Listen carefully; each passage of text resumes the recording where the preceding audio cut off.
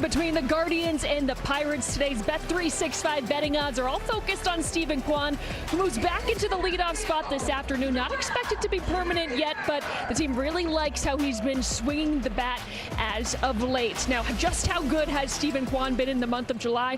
Well, he's batting .429 with 15 hits, 3 RBI, and 7 runs scored in just 13 games. And if you were looking for a perfect example of how good he's been, look no further than last night. 5 hits on the day. In Game 1, he went 2 for 2 with the runs scored, and then in Game 2, 3 for 4 with 2 runs scored, coming up huge in that 9th inning to set up that Travis Bazzana walk-off. Afterwards, he shared what adjustments he's made to get himself into the type of rhythm we've seen over the last few weeks. Trav was actually just talking to me earlier. It's like when he came up, I was hitting the ball just as hard, but it was fly balls to left, and now I'm hitting the ball same exit velos, but they're just lower now. I'm just trying to keep it simple, trying to just like go back to what worked before, almost just like not eliminating pull side, but like understanding what they're going to give me, and I just have to take what they give me. Again, I don't want to fall in love with a small sample size. Like, yeah, it's 3 weeks, but baseball can change on the flip of a dime. So taking the scouting reports really seriously, keeping everything just simple. I think that's the biggest thing, but right now it feels good. This organization has never wavered when it's come to Steven Kwan. Stephen Vogt saying post-game, since the beginning of the season, we knew that Kwani was going to get back to being Kwani, and look how he's playing right now. Again, they really like how he's swinging the bat, and they're hoping to see a little bit more of that here this afternoon as we get set for the rubber match. And what a pitching matchup we have. It's Joey Cantillo on the mound for Cleveland and Paul Skeens for Pittsburgh. Guardians and Pirates, Game 3 is next.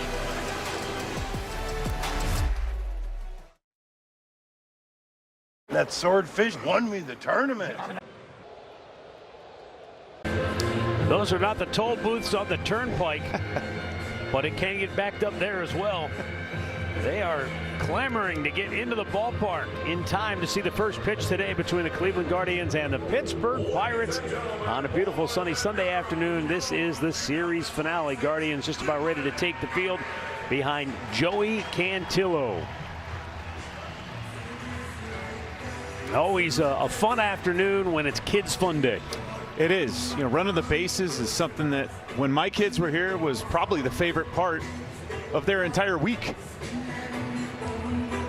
Well, let's get started with the defense here. How about Khalil Watson starting the game in right field, Petey Halpin in center, and Steven Kwan, who gets the start in left field, has 9 outfield assists this season. That is good for second most in baseball. His 49 outfield assists since 2022, the most in Major League Baseball. And on the infield, we've got Kyle Manzardo at first, Travis Bazzana at second base, Gabriel Aris mounting third base, and Brian Rocchio will start today at shortstop. Roque just 2 errors in 37 games played at shortstop since the beginning of June. And finally, behind the plate this afternoon is Patrick Bailey. Well, Bailey's tied for second in the majors this year with 17 caught stealings. That's good. Really, really good, by the way, in his time with not only us here in Cleveland, but the San Francisco Giants as well. And on the mound this afternoon is Joey Cantillo, making his 21st start of the season. Some of the best stuff of any starter we have in this rotation. But throwing strike one is going to be a key this afternoon. He's on a roll this month, good for a 1.8 ERA in the month of July.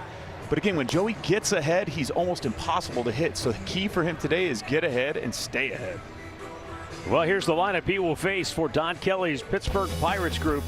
Jake Mangum leads it off. Jared Triolo in the 2-hole. Brian Reynolds will DH and bat third. As Merlin Valdez, the right fielder, hitting cleanup, Ryan O'Hearn will bat fifth. Nick Gonzalez, the second baseman, batting sixth. Jacob Gonzalez will hit seventh, and Henry Davis, the catcher, bats eighth. Billy Cook gets the start in center field today, batting ninth.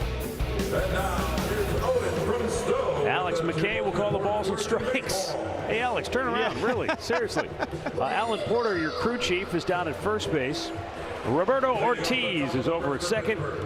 And big guns, Jim Wolf down at third, going a little stretch. I mean, when you're that big and bulky, you gotta stay loose. Stay loose. Extremely important. It's hot out there. Game time temperature 76 degrees. A beautiful, warm Sunday afternoon, and here we go as Joey Cantillo looks into Patrick Bailey, and we're ready to roll. Mangum Switch hitter batting from the right side. Takes high, ball one. Guardians have done a really good job controlling Jake Mangum, and anytime you keep a leadoff hitter like Mangum with his speed off the bases, that's definitely a key. And Mangum's not a guy that is up there necessarily looking to work a walk. He's a good hitter, 301 average, but they've held him to just 1 hit and 10 at-bats. And that 1 hit was an infield hit because he can really mow. Yes, he can. Swing and a miss. Yeah, he can get down the line, to say the least. And again, this is the type of guy that you'd like to have at the top part of your lineup. A little bit of speed, some great contact up there. But give Cleveland credit. They've done a great job, as you pointed out, of limiting everything that he's done at the plate so far. Let's hope that continues this afternoon. Mangum has 18 infield hits on the year, 5th most in the majors. He goes fishing. That ball was in the dirt. No chance. And he strikes out. 1 down. Well, Chris, what do you have today for our Toyota keys to the game? Well, for Joey, it's strike one. I mentioned it in the open. When he gets ahead, he's arguably the hardest pitcher of anybody on this staff to hit. It's get ahead and it's stay ahead, because this is an aggressive offense. And we've got to continue this early momentum. The momentum we created last night, the last 2 innings, if they can do that against Paul Skeens today and get back into this bullpen. We saw the back end of it yesterday, not the greatest. That's going to be our key to success this afternoon. Jared Triolo takes close pitch, ball one. Triolo 1 for 3 in the series, got the start last night in game 2 of the doubleheader.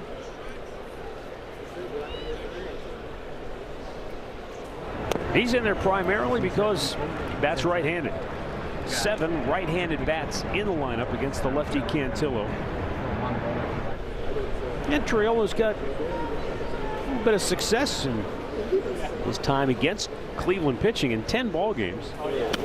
He has 9 hits, good for a 281 average. Cantillo falls behind here, 3-0.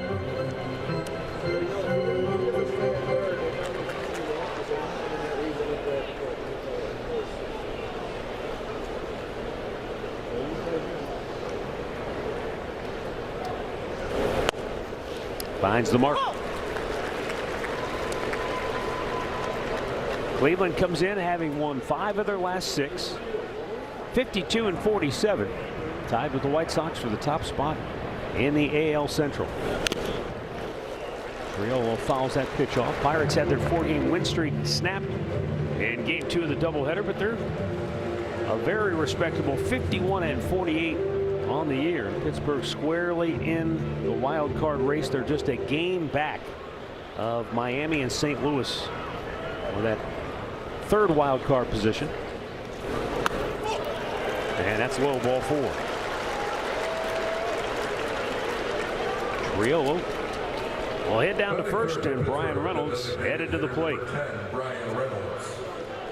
Brandon Lau getting a day off with the left-hander Cantillo starting, and that's a key bat missing from that lineup for Pittsburgh, because he can do some damage, and he's been hot as well. But this guy has been really locked in. A 13-game on-base streak coming into today for Brian Reynolds, and during that tear he's hit .313 with 4 doubles, 3 home runs, and 7 runs knocked in. You see the numbers there. That's about as solid gets in the heart of this much improved Pittsburgh lineup. 2 doubles in the series for Reynolds, who's now 3rd in the National League with 24 2-baggers.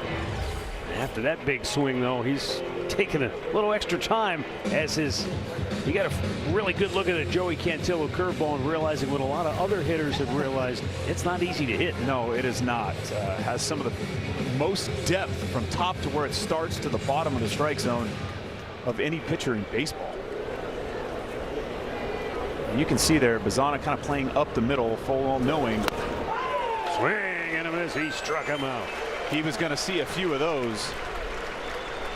As Carl Willis told us before the game, Chris, what maybe is the most impressive thing about Joey Cantillo's curveball is there are hitters who have gone up looking for it, sitting on it, and they still can't hit it. Yeah, and the key to that pitch being so good is his utilization of the fastball at the top part of the strike zone. Carl talked a lot about that tunneling aspect.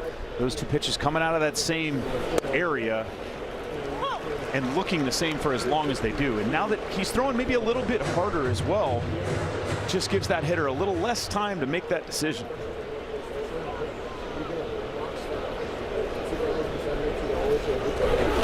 As Merlin Valdez takes a pitch down low, 1-1. 2 out of 8 in the series, including a home run. He has 18 runs batted in the month of July, tied for the most in the majors. This young man's been pretty impressive in this series. He's got a good knowledge of the strike zone. We talked about he's got big power to all fields.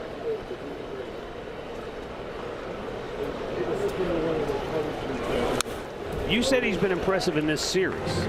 Well, he's been impressive in his career. How about he's the only Pirate player ever since at least the RBI became an official stat back in 1920 to hit at least 10 homers and drive in at least 30 in his first 30 big league games. It's incredible. Another guy on that list that we know, but there's some pretty impressive names on there as well. And the 1-2, ring him up. It'll be a challenge though. Valdez didn't like it. He just called a strike. The batter is challenging. Alex McKay, your home plate umpire, is on the hot seat. It's going to be close. ABS powered by T-Mobile. Wow. And it's The a call is ball. overturned. I don't know that you Pittsburgh could slide has a two piece of challenges paper remaining. in between the ball and the strike zone. Holy smokes. You can hear the oohs and the ahs from the crowd as it was shown on the big scoreboard. Like, wow, that was that close. Well, Bailey did a great job of receiving that baseball. 2-2 count. And that one goes Valdez's way, and now the count is full. I mean, just the 2 takes, the last 2 pitches kind of show you, his knowledge of the strike zone. This pretty advanced for a young player. And that's ball 4. So 2 strikeouts and 2 walks, and I mean Cantillo missing by the slimmest of margins. Otherwise, he'd be sitting in the dugout already. Well, this breaking ball just never quite got back to the plate. And you can see Valdez knew it right out of the hand. Valdez knew it. Cantillo didn't because of how good Patrick Bailey is at framing the ball for the umpire. That's in there. Again, that's one of those situations where last year Valdez has probably rung up on 3 separate pitches in that at bat, but now with the ABS, forcing Cantillo to make extra pitches here in the opening frame. Brian O'Hearn, one of just 2 left-handed bats in the lineup, is in the hole 0-2. O'Hearn checks in 9th in the National League with 64 runs batted in. That's a new career high for him. Drilled to right field. And how about that? Khalil Watson, a great break. Came screaming in and made the knee-high catch to retire the side. 2 stranded for the Bucks. Guardians coming to bat.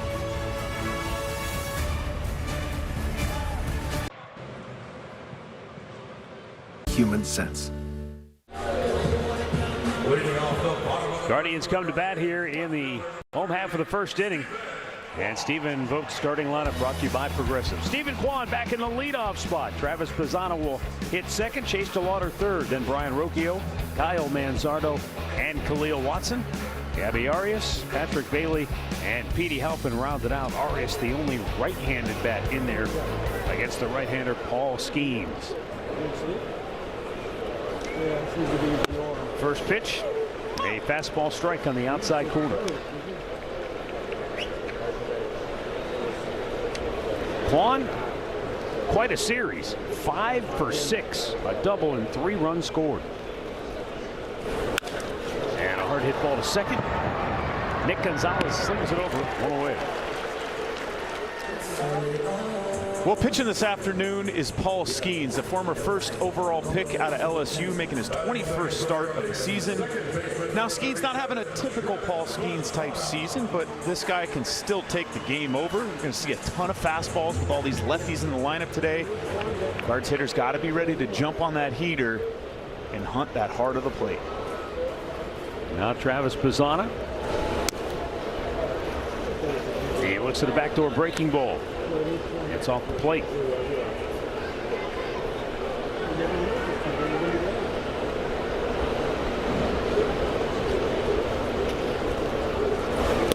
yesterday afternoon when Bazzana was batting. We noted that Bazzana and Henry Davis, the Pirates catcher, both the #1 overall pick in their respective drafts, and now add Paul Skeens. Yeah, there's 3 of them in your screen right there. Out of play. A ball and 2 strikes. And I think it just shows you too where the Pirates have been, that there's this many first-round picks, or first overall picks, I guess is a better way to put it. The 1-2. He just didn't get a piece of it.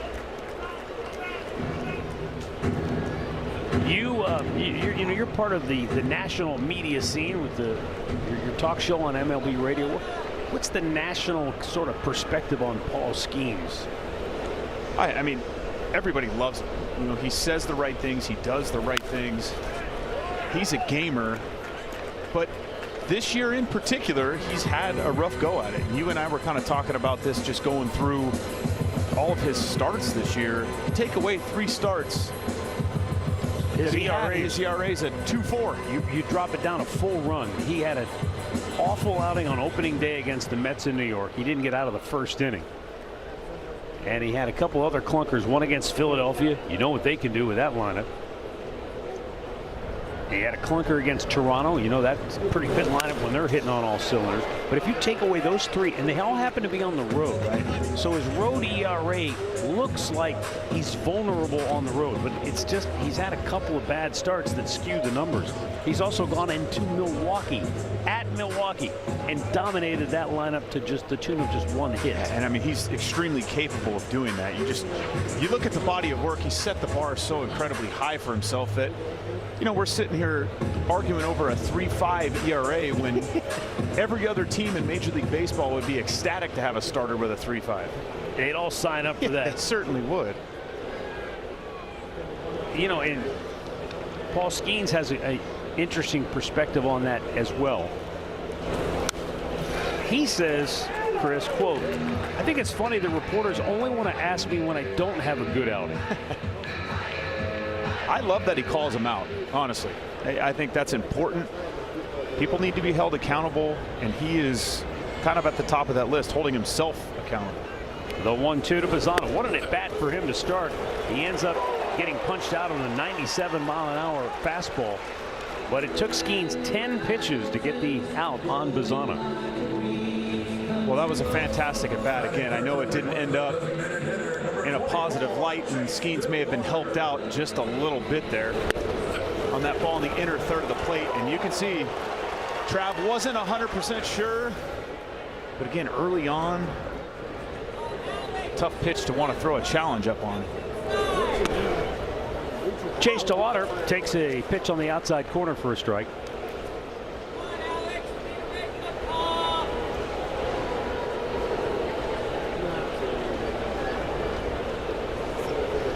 Now the 0-1, and DeLauder looks at a ball outside. DeLauder has hit in 3 straight, 20 of his last 22. Again, speaking of advanced approaches at the plate for a young player,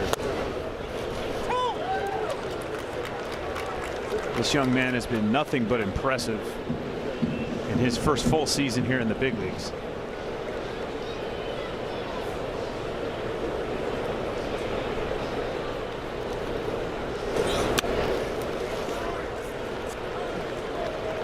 For a guy who initially came up and was just a pure flamethrower, I mean, we're seeing already in the very first inning that this is a complete pitcher now. I mean, he's got a full arsenal, and he's not afraid to show everything right out of the gate. Swing and a miss. He threw the fastball by him. Guardians go in order. Couple of Ks for Skeens. No score after 1.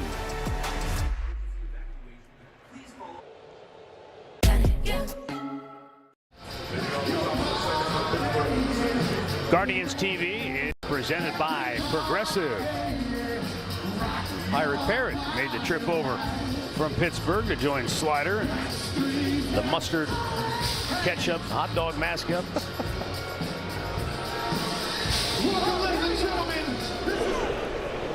Here's Nick Gonzalez leading off for Pittsburgh in the second inning. And Joey Cantillo fires a fastball strike in there. Nick Gonzalez, third in the National League in batting average. How about this? He's hitting .400 in the month of July. That's only third best in the majors. That's impressive. There's some guys finally, you know, it's been a slow, I think, start offensively throughout Major League Baseball for a lot of, not for every player, but for a lot of players. Sure. Starting to see guys like Stephen Kwan and different players maybe finding that midseason mojo.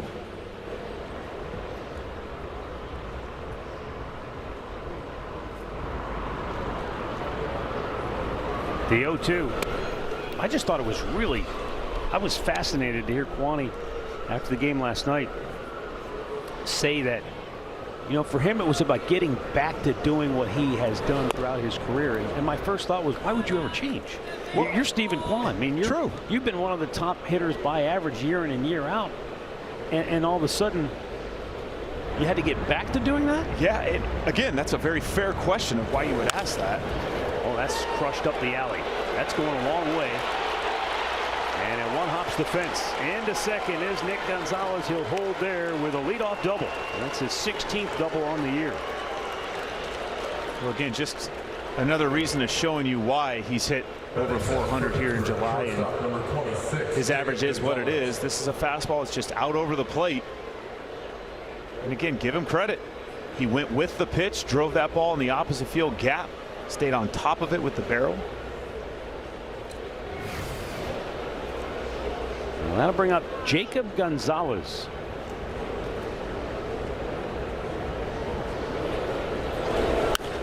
Hops the first pitch up on the infield. Rocchio fighting the sun. The shortstop calling for it. And now Arias says, I've got it. And I've got a little easier angle to it. One away. Well, that was a big out right there for Joey. And with the lefty coming up, your hope right there is to try to move the runner over to third base. Now you can pitch a little bit differently here with just one out in that runner at second base. Henry Davis, the Pirates catcher, has knocked in 8 runs so far in the month of July. And a fastball strike. You were with me before the game when I asked Carl Willis. It wasn't, the question initially wasn't specifically about Joey Cantillo, but it turned into why Cantillo has been so good pitching with runners on base, with traffic, guys in scoring position. You know, he had a start in Minnesota where there were 3 just awful defensive plays behind him, and the Twins had the bases loaded and nobody out, and it looked like it was going to be an ugly inning, and he minimized the damage. I think only 2 runs ended up scoring in the inning. And Carl said we've seen such growth and maturity from Cantillo in those types of situations. The hardest thing for a pitcher to learn is when the ball leaves your hands, so much is beyond your control. It's out of your control at that point. All you can focus on is trying to execute that pitch, and then you focus on executing the next pitch. Ground ball right at Rocchio.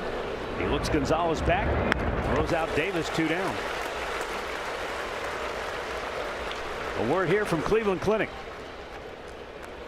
When you make complexities your specialties, you redefine what's possible. For every care in the world, Cleveland Clinic. Do you think it's personality based? Why some guys can get to that level of just letting go? Hey, I throw the pitch, that's all I can control. I just let it go and not get caught up in the anxiety of, oh, the defense didn't make a good play there, or oh, I got a bad break, the ball got lost in the sun, or whatever. That part of it, yes, but I think a lot of that too is experience based. It's going out there, it's being in these situations, it's understanding, okay, what can I learn from maybe my heart rate being a little too high in this situation, or trying to do a little too much. I need to slow things down. The pitch is called the ball. The catcher is challenging. A challenge from Patrick Bailey, ABS powered by T-Mobile, and Bailey wins the challenge. The call is overturned. Cleveland has 2 challenges remaining. I mean, Joey just in general is a chill dude in its own right. So I think that personality trait certainly helps in these situations. He's chill, but you can see that competitive fire. For sure. You can see for sure. But he's able to harness all of those emotions, which again, when you're out there and everybody's staring at you and you're in the center of the diamond and things go haywire behind you, I think it's one of the hardest things to do is to keep your composure. 0-2 pitch. Bouncy ball right side. It gets through the hole. They had him shifted up the middle. He takes advantage, and the Pirates take the lead. And Khalil Watson went down awkwardly as he let go of that ball. He slowly gets back to his feet. Looks like he's okay. May have just lost his footing. Yeah, it looked like he slipped a little bit. So 1-0 Pittsburgh on the 2-out base hit. Billy Cook just going with the pitch, kind of inside out. And we were talking with Carl about this specific thing this morning as well, of how the game has kind of changed in a certain regard, where that sort of play was very common a few years ago. Now guys, have a tendency to try to hit the ball out of the ballpark, and I'm not saying that's right or wrong. It's just that's playing the game of baseball right there, and that's something that this offense, our offense, needs to get back to as soon as possible as well. And a line drive single to left field by Jake Mangum. Just his second hit in the series. And now 3 hits in the inning for Pittsburgh. Now batting for Pittsburgh, third baseman number 19, Jared Triolo. Up to the plate comes Jared Triolo.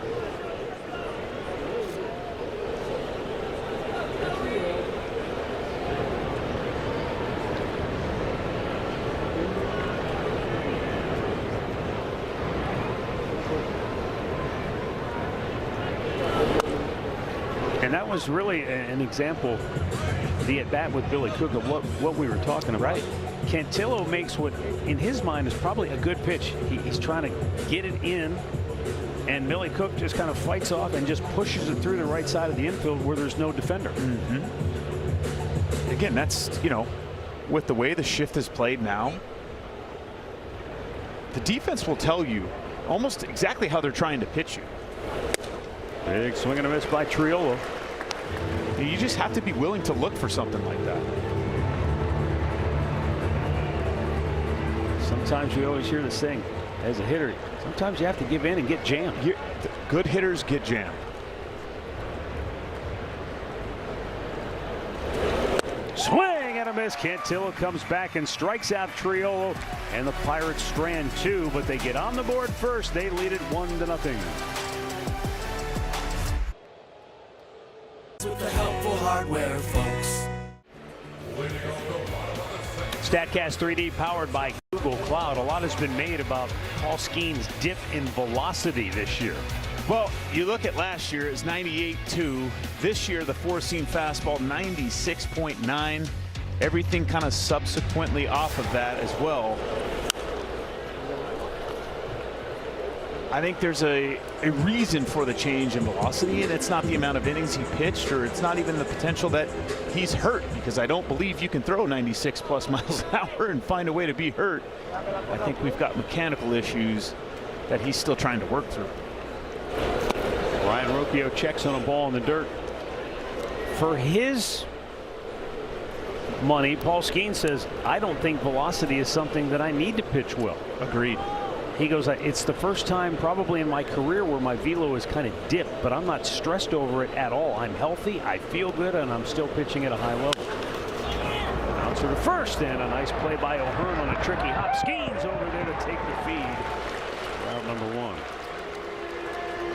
1. Well, we talked about Paul Skeens in the velo dip.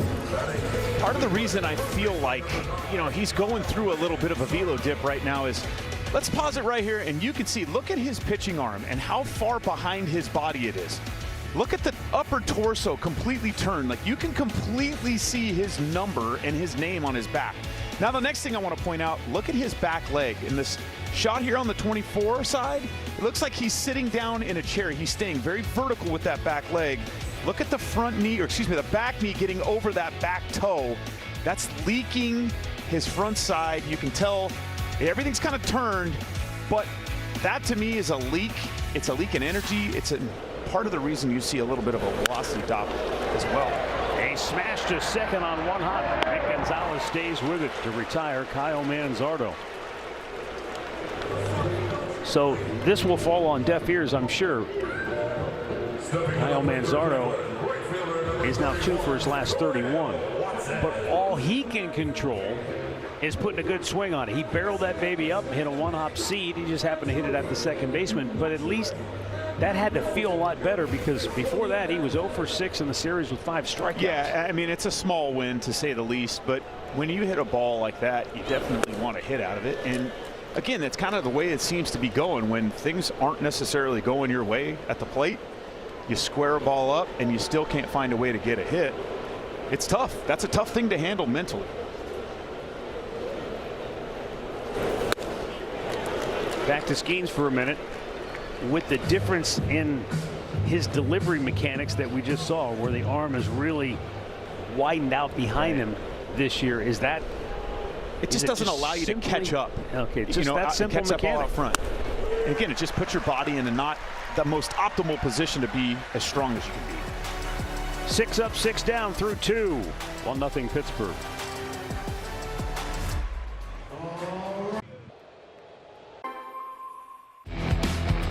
Christmas in July. Tomorrow, Guards take on the Twins here at Progressive Field. It's all presented by Salvation Army.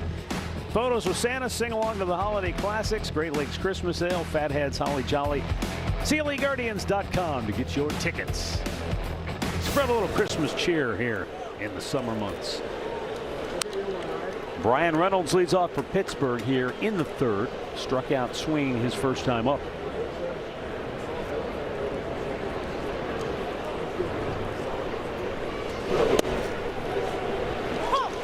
Pirates picked up a run on the 2-out RBI single in the second inning. They have scored in the second inning in all 3 games in the series, and now on the year they've outscored their opponents over the first 2 innings by 51 runs. Nothing like playing from in front. I mean, over the years, I don't know how far this goes back, but you know, we kept track over there for a while. If the Guardians scored first, or if they scored in the first couple of innings, that they had the lead after, say, 2 innings, they were a really difficult team to beat. And you think, just 2 innings? Really? Well, I mean, when you have elite pitching, like the Pirates have an elite starting rotation. I mean, one of the best in Major League Baseball when you go arm to arm. The hard part is they've had a very difficult problem at the back end of their bullpen.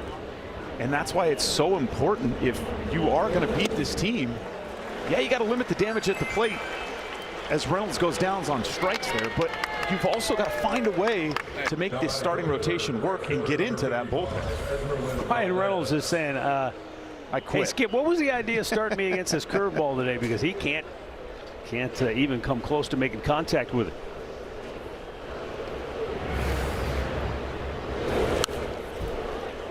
Now Valdez, who walked his first time up. Again, pretty healthy hack there. 0-0. You look at these 2 teams, and they are so similar when it comes to getting that first run of the game. Cleveland on the year, when they score first, 37-16.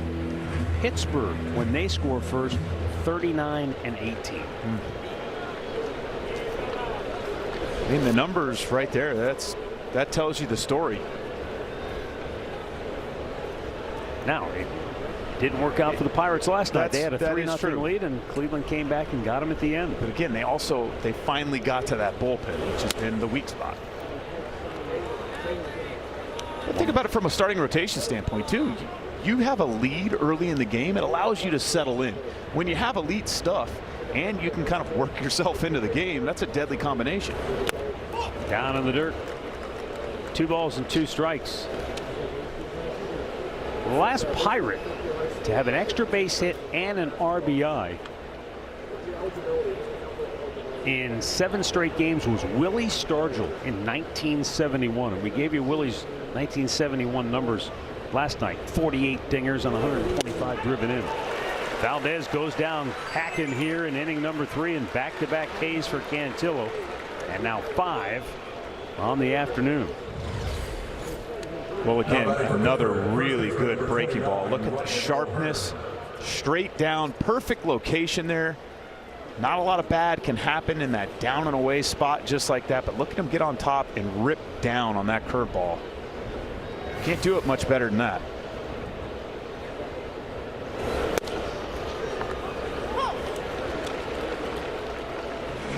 Ryan O'Hearn lined out to right field his first time up.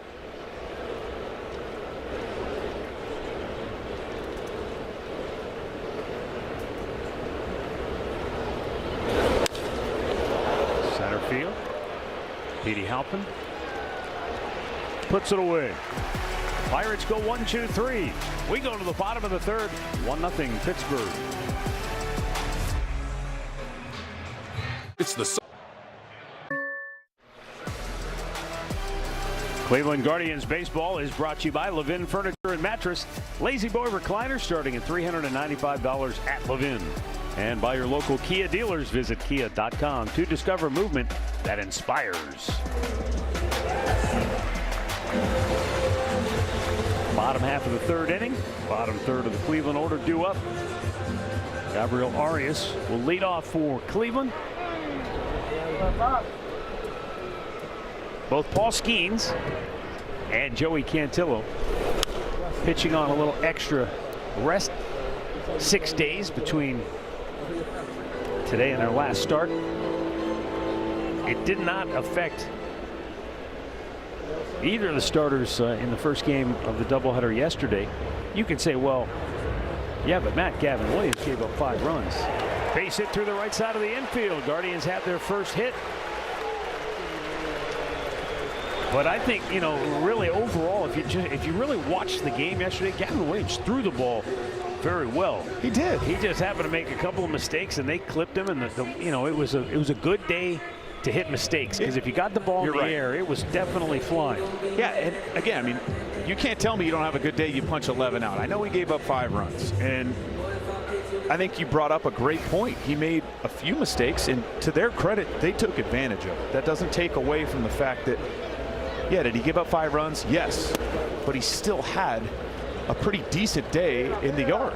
Yeah, you still have to remember they went into yesterday as the best offense in baseball, highest scoring team in the and they showed that against him. Yeah. But again, I do think Gavin needs to continue to find a way to, you know, put guys away. Most of the 2 of those hits in that 2-run homer before were 0-2 pitches. And again, easy to look back on that and say, okay, we execute a pitch here. It's not like he's not trying to execute the pitch. But, you know, overall, I thought Gavin did a really good job. The 1-1. Patrick Bailey takes down low. The extra couple of days rest certainly does not appear to have bothered Paul Skeens at all. He has struck out 3. Retired the first 6 in a row.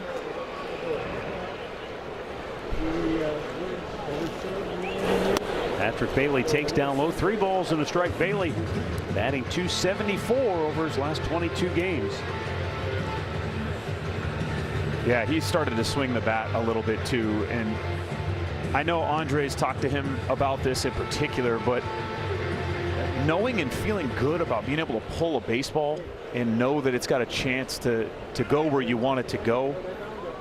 And sometimes playing in San Francisco, the night, it's thick. You got that marine layer that comes in. It's difficult to hit there. It just in its own right. That's not a hitter's ballpark. And now you come here, you see the way the ball's flying yesterday, and it's a little easier from a mental standpoint knowing that if you were able to turn on a baseball, where that opens up the rest of your swing. String is out for Bailey.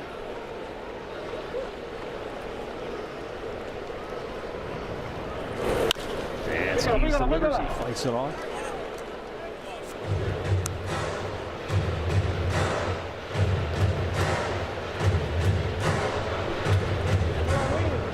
I like the way Carl Willis sang the praises of Patrick Bailey while at the same time telling us how selfless and what a great teammate Austin Hedges has been to Bailey in particular. Swings through the high fastball, but Bailey comes in after the season had already begun.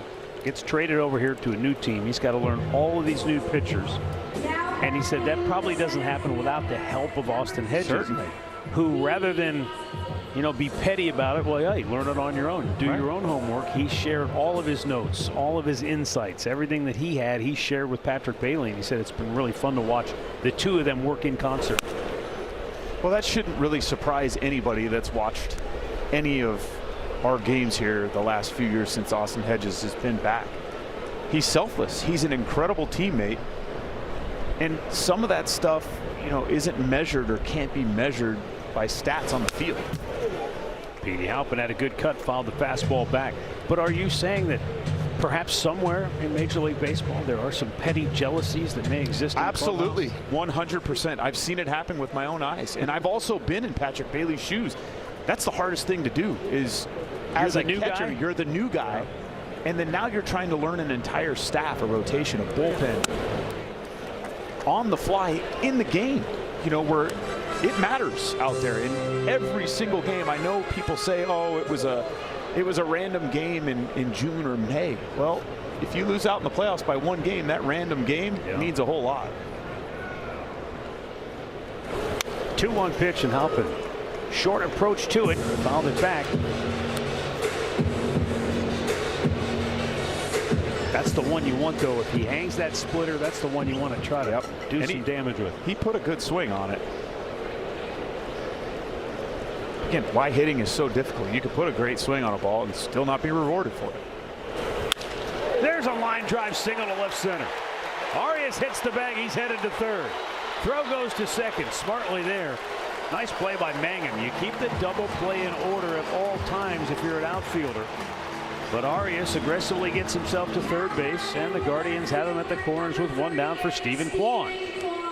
Really good at bat for Petey Halpin. Great at bat by Petey, and going to give Gabby Arias a little credit here as well. This is really good base running with the left fielder and a left-handed left fielder at that. You can see Arias, he knew really early on that Magnum is going to his left. It's very, very difficult to be able to field that ball, plant, and make a good throw. There's probably only one left fielder in Squeeze baseball. play. Kwan gets it down.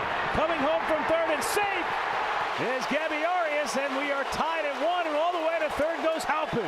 Oh, Speedy Petey on the move. Gets himself 90 feet away from home plate, and the Guardians now with a chance to take the lead. On the safety squeeze by Kwan, he got it down, and Arias able to get home.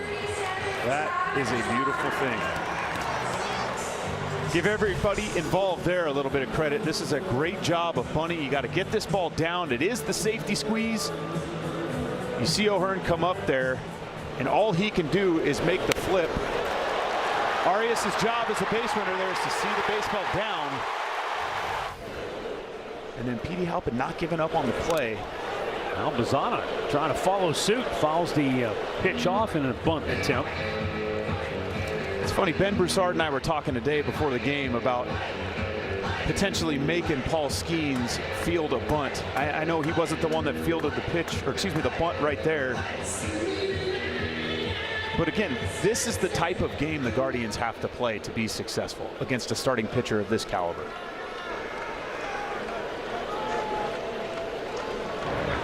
And now time called. Henry Davis going to take a walk, maybe just slow things down for Skeens, give him a chance to refocus and not let the emotions get the better of him.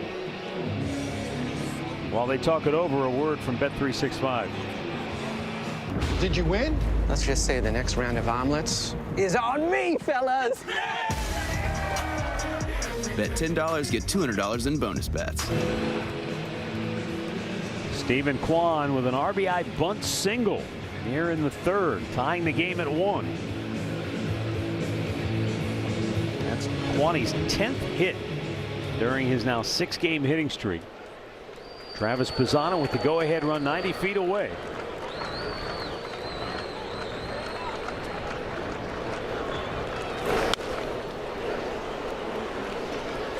Trav put on that bat on Paul Skeens the first time up.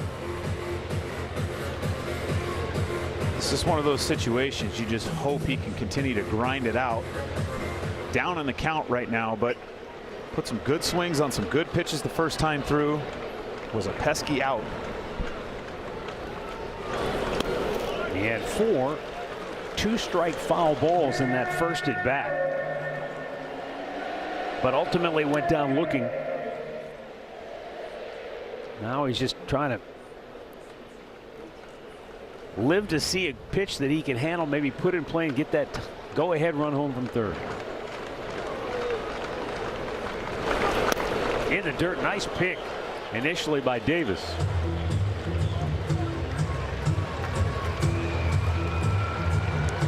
And the count evens up 2-2. Well, one of the issues this year for Paul Skeens has been the opponent's batting average with runners in scoring position. This year, opponents are batting .338 as opposed to 24 and 25, just .180. So pretty stark difference there as well. Now Bazzana might have helped him out, just spoiled one. 2-2. Sometimes as a hitter you can get into swing mode and you start to feel I can foul everything off. Again, you're making Paul Skeens work here. That's exactly what they need to do.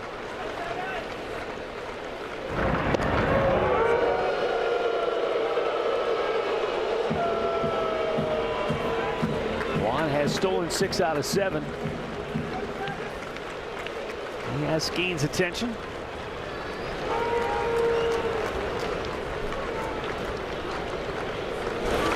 And the 2-2 missed outside. Full count. Now you got to think Quan may be off here with the full count.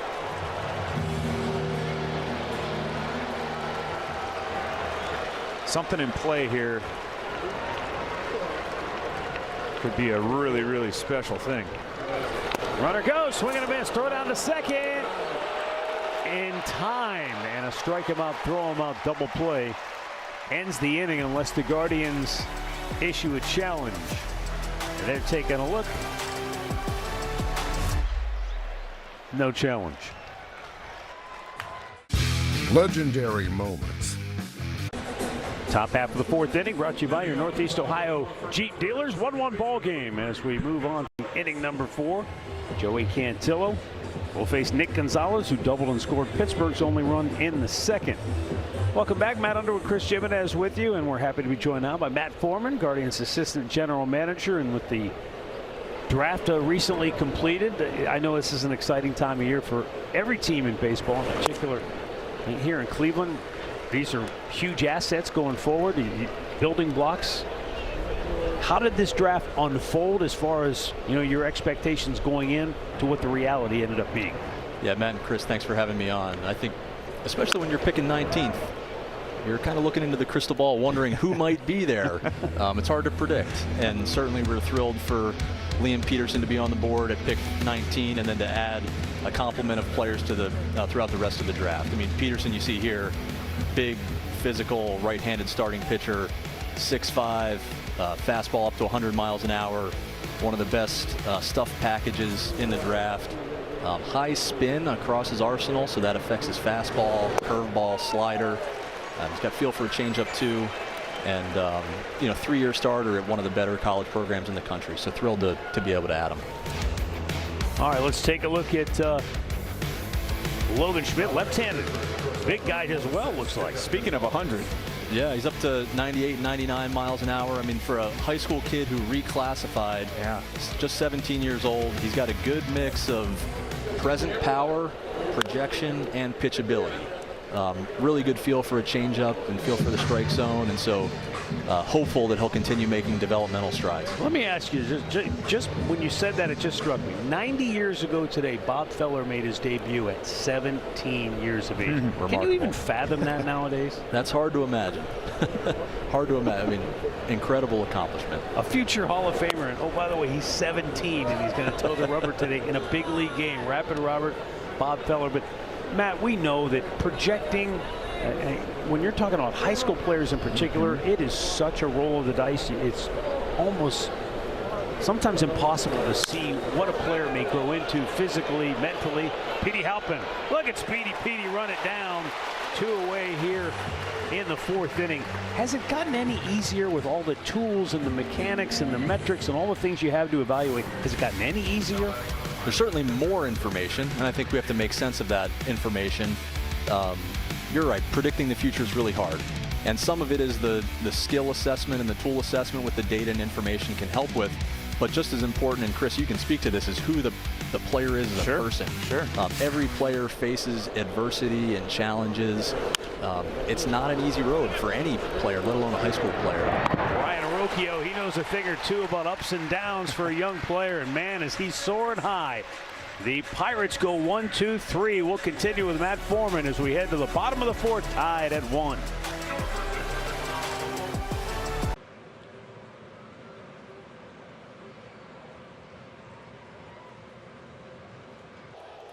The possibilities. Here's an overall recap of the Guardians draft. 13 pitchers, 10 of them right-handers, 7 position players, among them 4 outfielders. Heavy on the college side, including 10 of those pitchers from the collegiate ranks. Matt, is this, for so many years, Matt Foreman, by the way, assistant general manager for Cleveland, joining us to talk about the draft. For years, we always heard best player available, and teams and kind of organizations would sort of leave it at that. Is there a strategy to look at collegiate players maybe ahead of high school guys?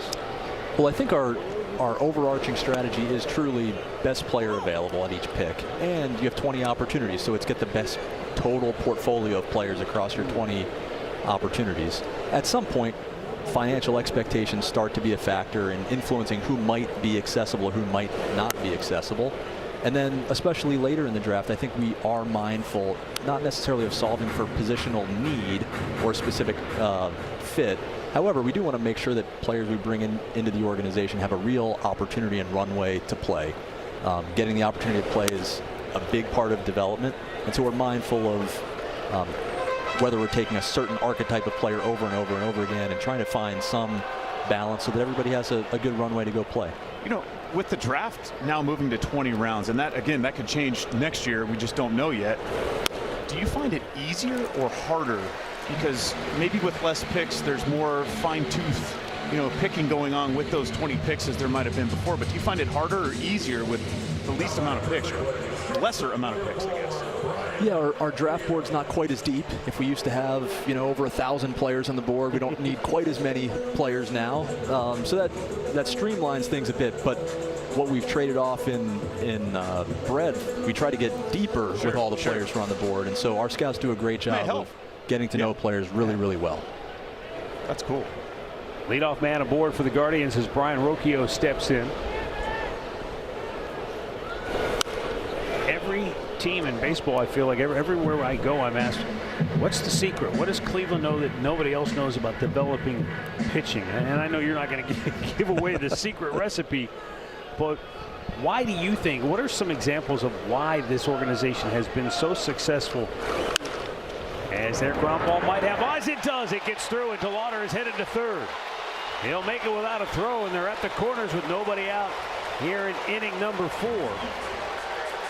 With Kyle Manzardo getting ready to come to home plate. But Matt, Cleveland's been successful, whether it's developing their own draft picks at pitching or making trades for Corey Kluber, who nobody heard of when they got him back then, and developed him. Why has this team been so successful, do you think? Well, I'm not sure that there's a secret sauce necessarily.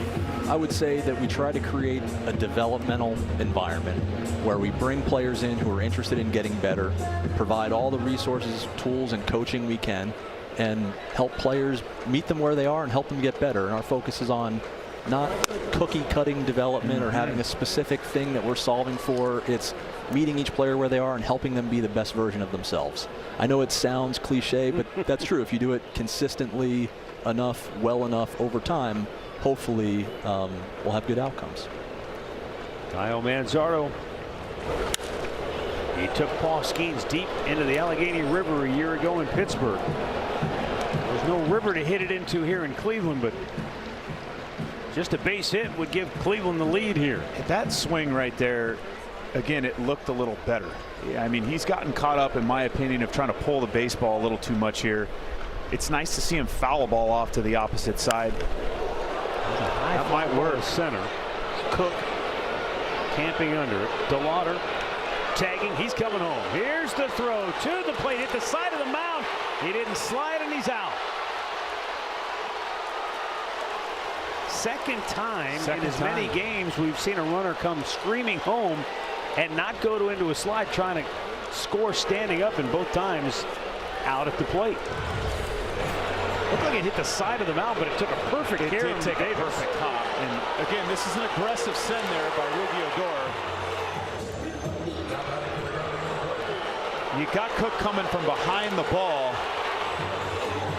And again, you'd love to see Chase maybe slide right there and at least make that play a little bit harder for Henry Davis there at the plate. But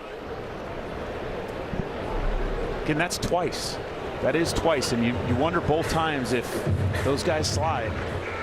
We're looking at maybe a different result there. Khalil Watson down on strikes his first time up. Runner at second base. Ryan Rocchio, the go-ahead run, and a swing and a miss by Khalil Watson. Matt Foreman, Guardians assistant general manager, with us. We're talking draft, but we should also not overlook the fact that these teams have made so many good trades for young players from other organizations, whether it be a guy like Khalil Watson or a Kyle Manzardo, guys who the scouts, and I know you've been involved in scouting for a big portion of your career. That's the lifeblood of every team, isn't it? Having those good scouts, eyes on the ground. I think scouting and player development truly is the lifeblood of our organization.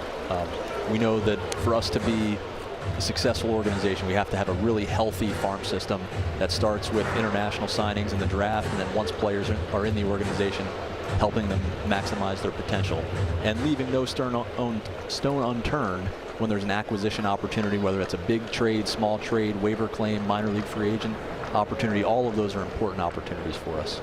I mean, we've seen that this year with the acquisition of Patrick Bailey. 2-2 swung on and missed. Watson down swinging, so the Guardians had a chance to take the lead, but they cannot cash in. Matt, thanks for stopping by. We appreciate the time. Guys, really appreciate it. Thanks for having me on. Guardians assistant general manager Matt Foreman, 1-1 after 4 in Cleveland. Rich. Edward Jones. Yeah, let's go, Bucks. It's a 1-1 ball game as we go to the 5th inning. Billy Cook will lead off for Pittsburgh. Joey Cantillo has set down 7 straight. And a first pitch strike into Cook. Boy, Chris, when you talk about Cleveland, especially under manager Stephen Vogt now in his 3rd season, guards ball, you know, a familiar theme. That last half inning was tailor-made for guards ball as Billy Cook tries to blast one out of here deep down the line, and it's off the wall, and Watson got pinned up against that fence. Cook's all the way to 3rd. It's going to be a leadoff triple for Billy Cook, and he's 2 for 2 on the afternoon. This is only the 2nd start he has made in the month of July. Well, he was about a foot left of this just being a solo homer. And again, kind of that median line there for Joey Cantillo.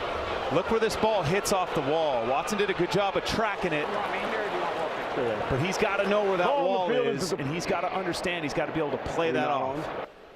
The call on the field is that the ball is alive and in play. This is a crew chief review for a potential home run. Don't see that we really need all that, but they're going to take another look at it. It was clearly off the wall and not out of the field of play. And again, that's a case of a young player right there, not necessarily knowing all the little quirks of the outfield wall. He has played a lot of center field, and now he's getting an opportunity today in right field. I'm sure JT McGuire, the outfield coach, will not be too enthused with the route there. But again, you've got to know. Confirmed.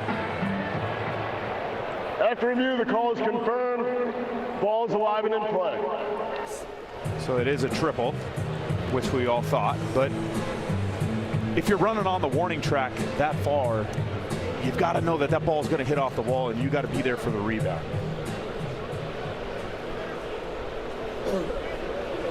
Well, the Guardians did not take advantage of their golden opportunity in the bottom of the 4th inning, and a team that thrives on doing the little things well did not. And they let Paul Skeens off the hook. Joey Cantillo gets a swing and a miss, and Bailey throws it down the left field line. Arias was not there to take the throw. Well, that's on Arias. I mean, everybody on the infield but Arias knew that that ball was coming down to 3rd base, and this is a great throw. And again, that's kind of a complete lack of effort there out of Arias. You got to do whatever you can possibly do to knock that ball down. I know that ball sailed just a bit from where he was at.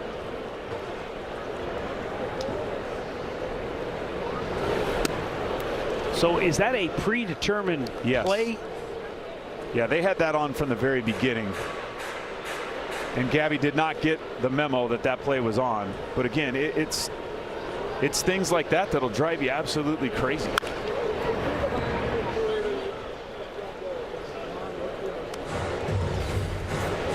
And you can see Patrick Bailey's not happy. As a former catcher, I wouldn't have been as well. Like, that's a play that's called on the pitch comm at this point.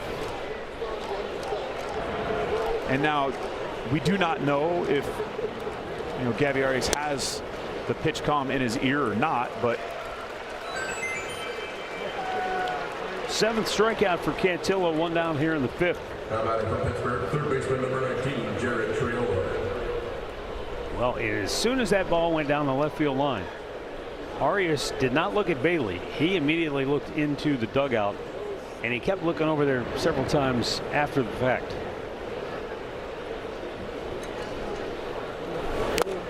Swing and a miss by Jared Triolo. He walked in the first, struck out in the second.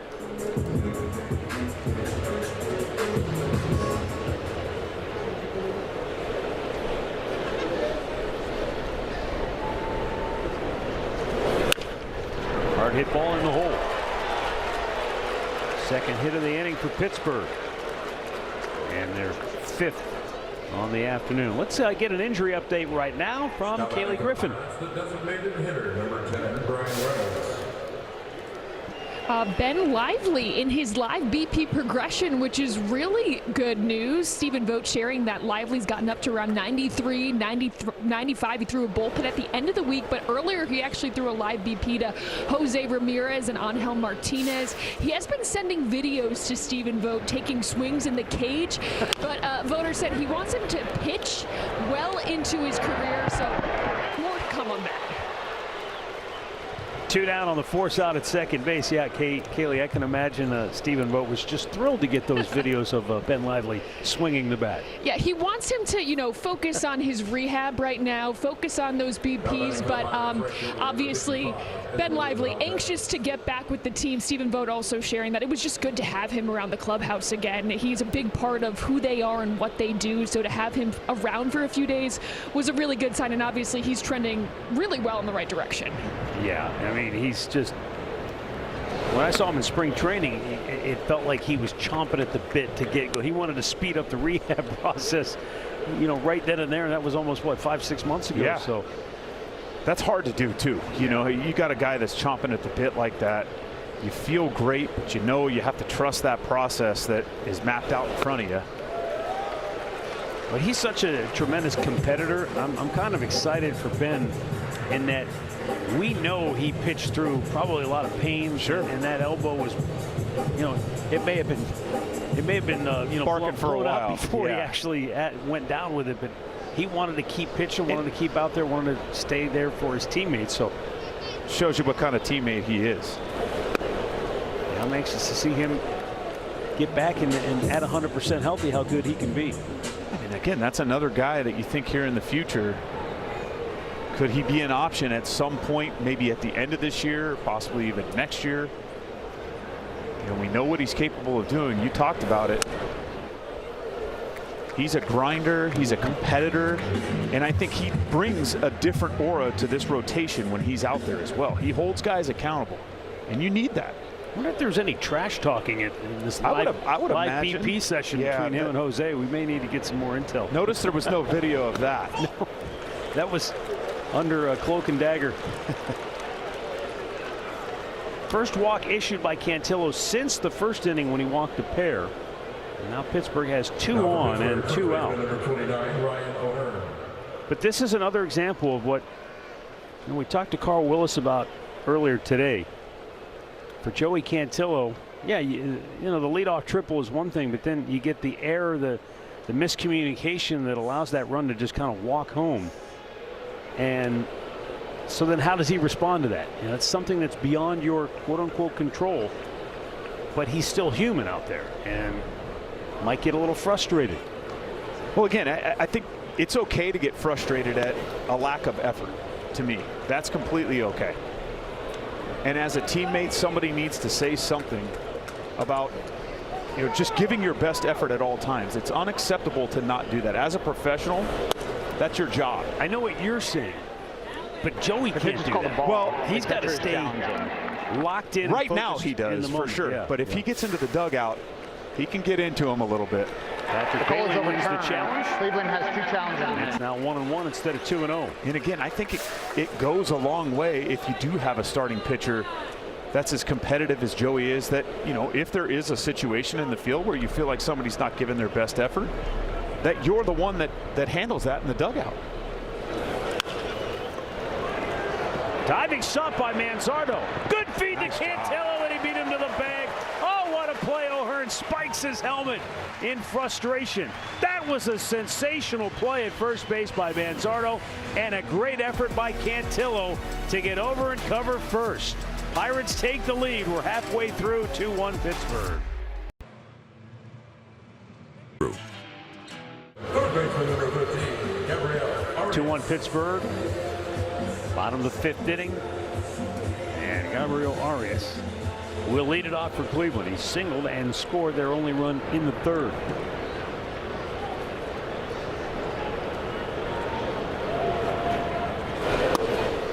And he takes inside for ball 1.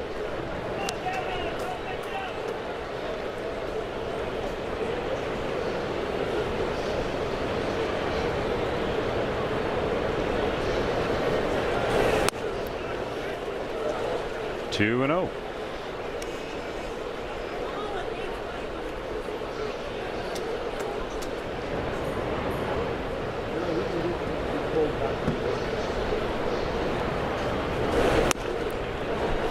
Cleveland's base running, usually a hallmark of their aggressive nature, has been their Achilles heel here today. The 3rd inning ended on a strike him out, throw him out double play. And then you had the tag up and runner thrown out at home plate in the 4th inning when they had a golden opportunity to take the lead. The leadoff walk for Arias is a good way to start, though, here in the bottom of the 5th. And the nature of sports is such that you have to quickly put your failures behind you and move ahead. There will be time for evaluation and critical evaluation later, but right now it's all about what can you do in this moment. And Patrick Bailey took aim at launching one, but came up empty. Well, he knew he was going to get a fastball in that scenario after 4 straight balls. I don't mind him, you know, kind of picking that opportunity. Hammer, right field. Valdez going back, makes the running catch on the warning track for out number 1. Really nice play by Esmerlin Valdez, showing you that he's not a one-dimensional player. He can field his position very well. And that's going to bode very well for him in the future if he can continue to do that. He got a good jump on this baseball. Patrick Bailey got another fastball at that top part of the strike zone. Hit it hard. But the magician was able to get himself back to the warning track and make the play. And Petey Halpin takes the pitch up and away for ball 1. Halpin lined a fastball to left field in the 3rd inning for a single. Petey's hitting 4 straight games now.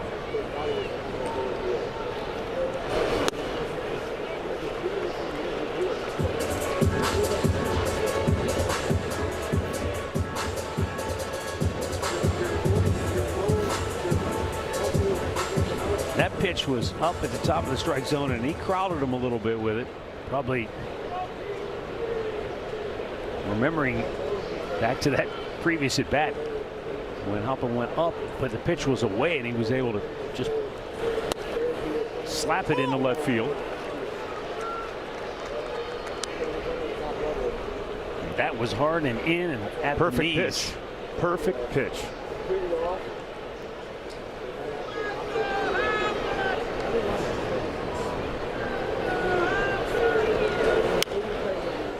spoils one.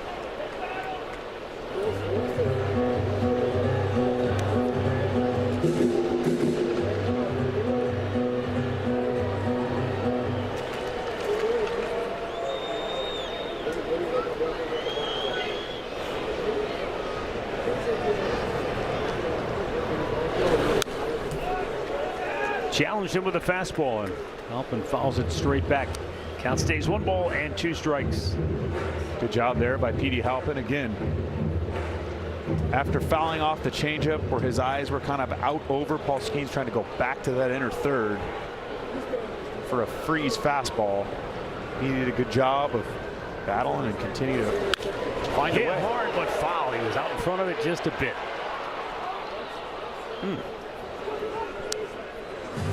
That was the mistake he was looking for. It was a hanging breaking ball. Just a hair trigger too quick. And you can see this is a good clean swing, but Petey did just kind of catch it just out in front enough. Be able to hook that ball foul. And now here he is going to have to go back to work against Paul Skeens.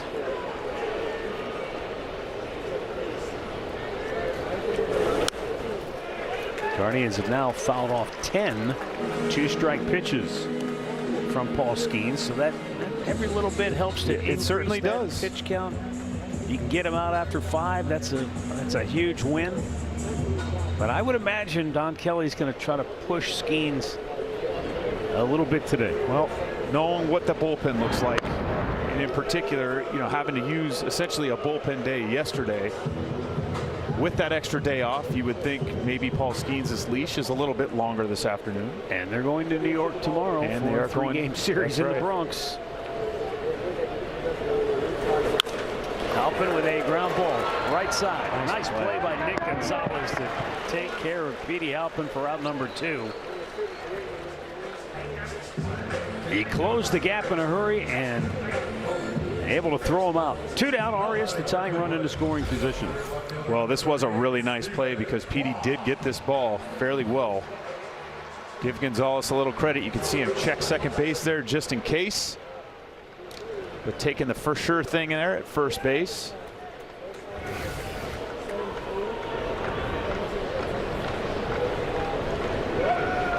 Six hit Stephen Kwan to the plate. 6 for 8 in the series.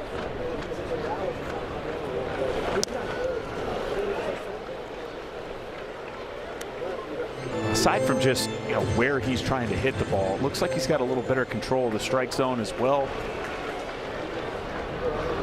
Right now, one of those left field patented Stephen Kwan singles would throw down to second, almost. It skipped the bag. It hit the bag and skipped into center field. And Arias goes to third. You can see Arias almost hesitate as he was going back to the bag because he realized nobody was there to cover the throw. And then when it hit the bag, it made it an easy decision to just go on home. Well, this ball short hopped second base, and that's what allowed Arias to be able to not only make it back, but then advance an extra 90 feet. What do we have here? Pitch clock?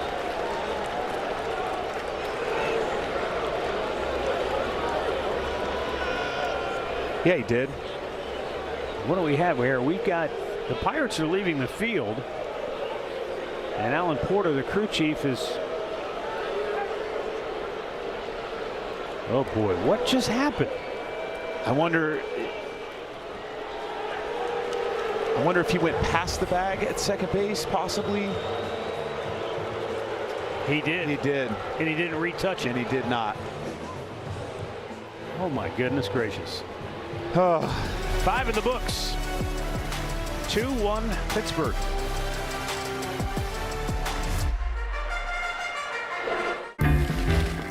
Sunny days call for. Well, we've all had bad days at the office, and this has been one of them for Gabby Arias. Well, first and foremost, probably should have slid back into the bag, but you can see he does go past the bag of second base there, and if that does happen, you do need to re-tag the bag going across it. You can see clearly Gabriel Arias does not do that. They step off, they appeal, and he is out at second base.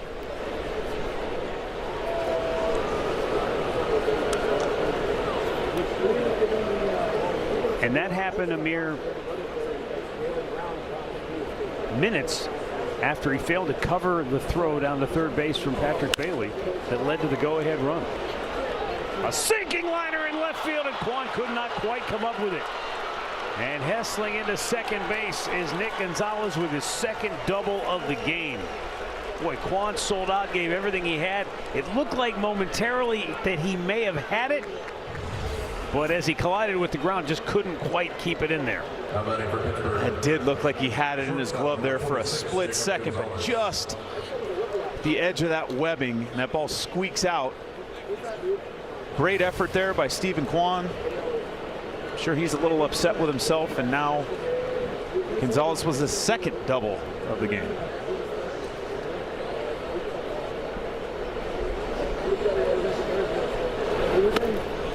Jacob Gonzalez 0 for 2.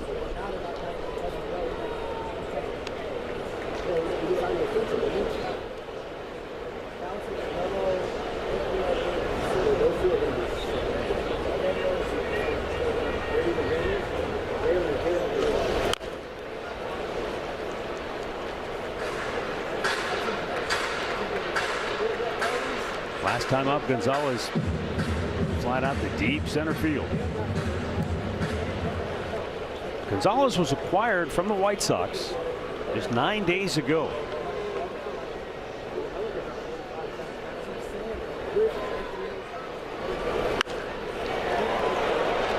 Fair ball down the right field line and into the corner. That's going to score Gonzalez.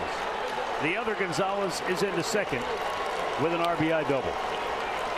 And it's 3-1 Pittsburgh.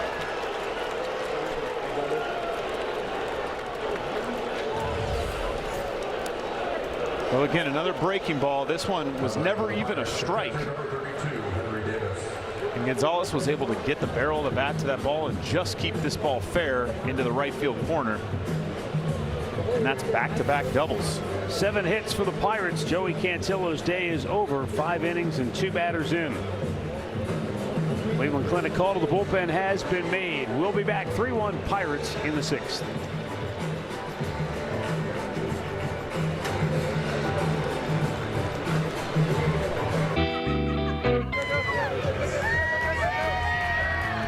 Twins are in town tomorrow. 4-game series. Pick up a family value pack benefiting Cleveland Clinic children. So you get 4 game tickets plus $40 of loaded value to spend on merch and concessions, all for just $99. Get yours at CLEGuardians.com. New pitcher is Franco Aliman. Henry Davis, the Pirate catcher, at the plate 0 for 2.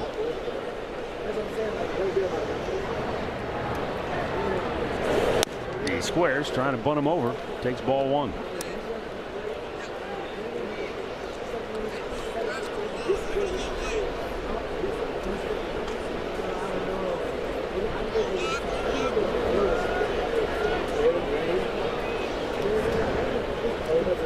He squares again and bunts it back foul. Don't know if this is one of those deals where Don Kelly put this on, or if Davis just feels more comfortable that's the best way to get him over. Right. He has 8 runs knocked in here in the month of July and has been swinging the bat much better. And again, just Travis Pizzana playing pretty much right up the middle. A challenge coming from Patrick Bailey. The pitch is called a ball. The catcher is challenging. ABS powered by T-Mobile. And it's a ball.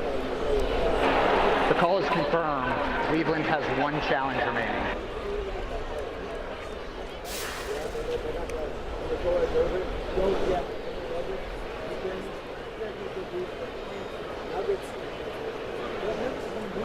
He squares again and almost got hit by that. He bunted it back foul, but it was bearing in on him.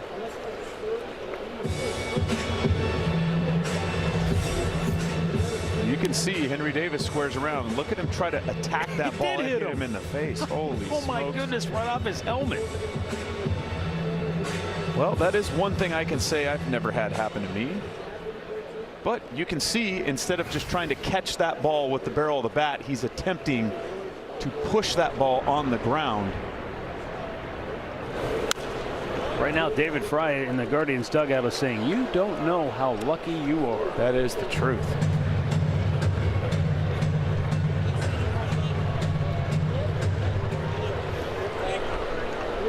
I tried to bunt against Tarek Skubal last year late in the season. Took it right in the face. Crushed to deep left field. And it's a foul ball by mere inches. Whew. Well, that ball was hammered. And again, the old saying goes, you don't necessarily deserve that. That was a great call. And the old saying from Clint Eastwood is, deserves got nothing to do with it. Clint Eastwood is Will Money in Unforgiven. In case you're wondering. Thank you for that. Aliman with that runner at second base. And the 2-2. Swing and a miss. He struck him out. Oh, Henry Davis angry. And Patrick Bailey backing away, thinking, yeah, that wasn't real cool. You snap that bat and I catch a chunk of it. Well, we're going to have an issue. He was going to tag him out because he did drop the baseball. But since Davis left the dirt, no harm, no foul. You can see that ball sneaks out. He goes to tag him out. Make sure he gives himself plenty of space there after this one.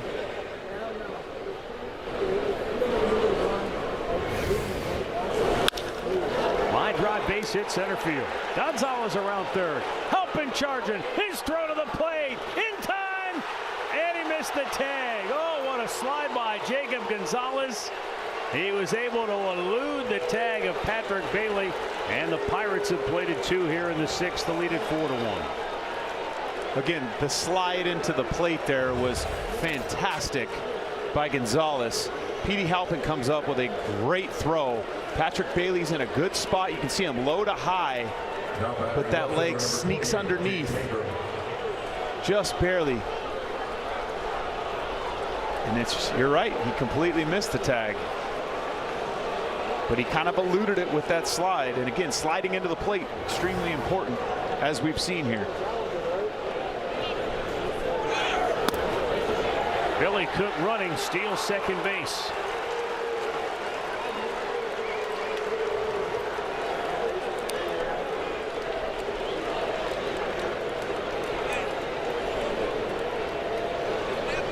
Billy Cook. A rare start for the Pirate outfielder.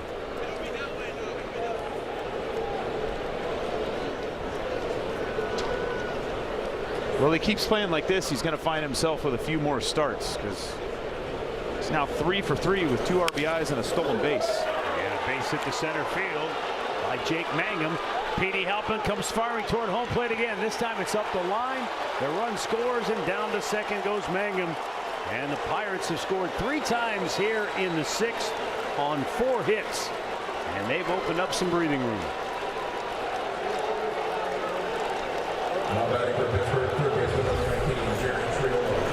Well, again, another fastball, and this sneaks right by Alamon's face. Petey Halpin comes up and throws, maybe a hair high, allowing Jake Mangum to take the extra 90 feet there. Patrick Bailey with the right decision right there, knowing he's probably not going to have a play at the plate with how fast Gonzalez was running around the bases there, trying to come up and make an attempt there at second base, just wasn't able to corral the baseball. Let's get a word right here from Levin Furniture and Mattress. Sink into unbeatable comfort with Lazy Boy recliners, starting at just $395 for an incredible selection of Lazy Boy. Shop Levin.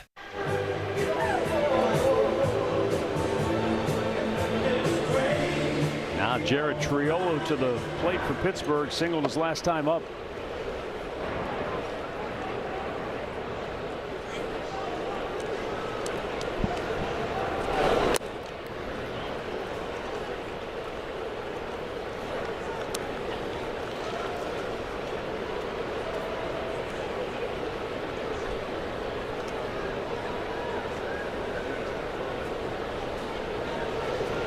The book now closed officially on Joey Cantillo. And 5 innings of work charged ultimately with 4 runs on 7 hits, 3 walks, 7 strikeouts.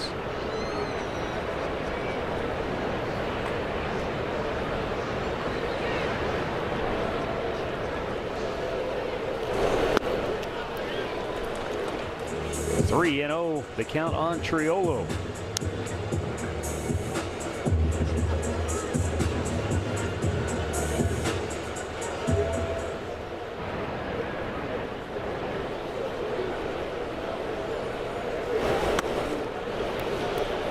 Pitch walk, and now there are 2 on and still only 1 out. Cantillo held Pittsburgh to just 2 runs through the first 5 innings. Left after the back-to-back doubles here in the 6th. And now Franco Aleman is having his troubles.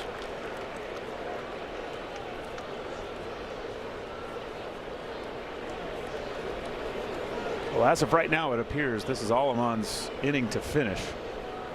So he's going to have to find a way to bear down here.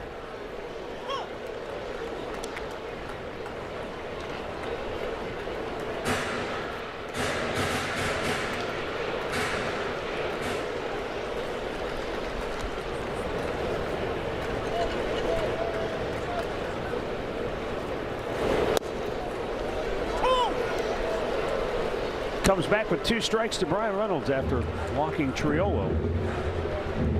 On a good changeup as well.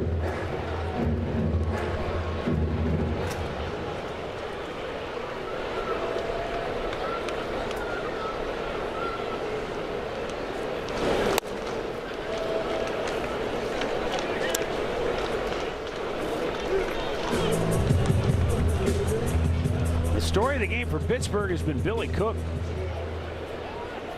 He entered the game as a sub in 7 of his last 8 games.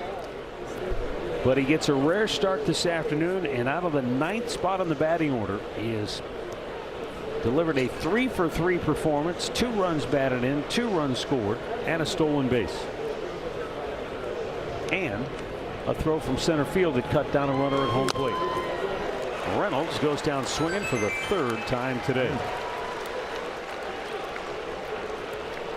Well, Aleman started him off soft and finished him off with a good old fastball, 97, upper third of the plate there. That's just an angry heater. Baseball's a funny sport, is it not? It's not funny if you're Brian Reynolds.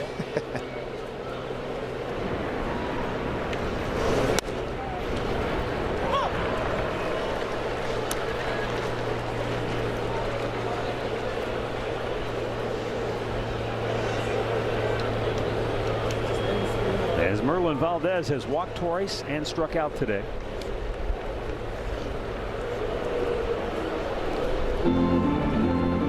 Again, this is a big out right here for Franco Aleman. We've talked about this young man's power potential. You just got yourself a big out. Really well executed slider right there. Now you have to bring the fight to Valdez and be aggressive at the bottom part of the strike zone here. Or if you're going to go up, make it up.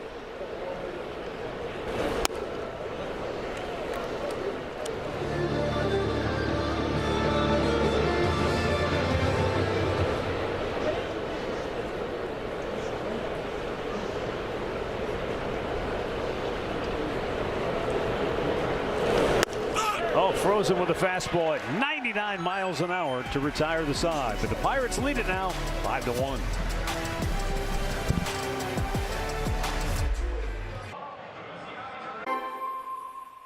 It's the Guardians' annual Disability Pride Night presented by Nestle on Tuesday. The Guards take on the Twins, and it will be a night of celebration, education, and more. Full details and tickets, visit cleguardians.com/disabilitypride.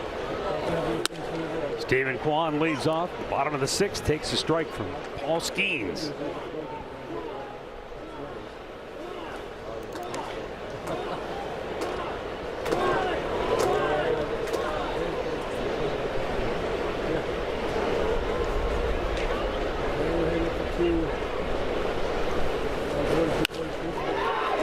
And a little blooper. Look drop for a hit. Kwan's going to turn and burn. He's going for 2. Here's the throw. It's in time, and he is called safe. He somehow beat the tag of Nick Gonzalez. Well, that was a great throw by Jake Mangum, and it looks like they're going to maybe take a peek at this here. Pirates are going to challenge the call. Pittsburgh is challenging the safe call at second base.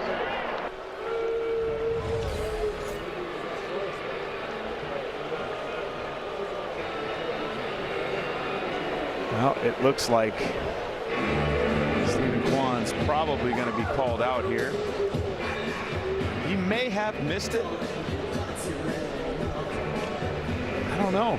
It's tough to tell from that angle. That first angle we had kind of looked like maybe the best. But the call on the field was safe, so maybe there's a glimmer of hope here.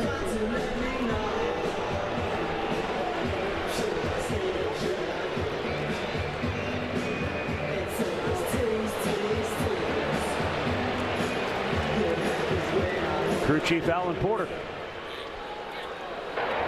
After review, the call on the field is overturned. The runner is out. Pittsburgh will retain their challenge.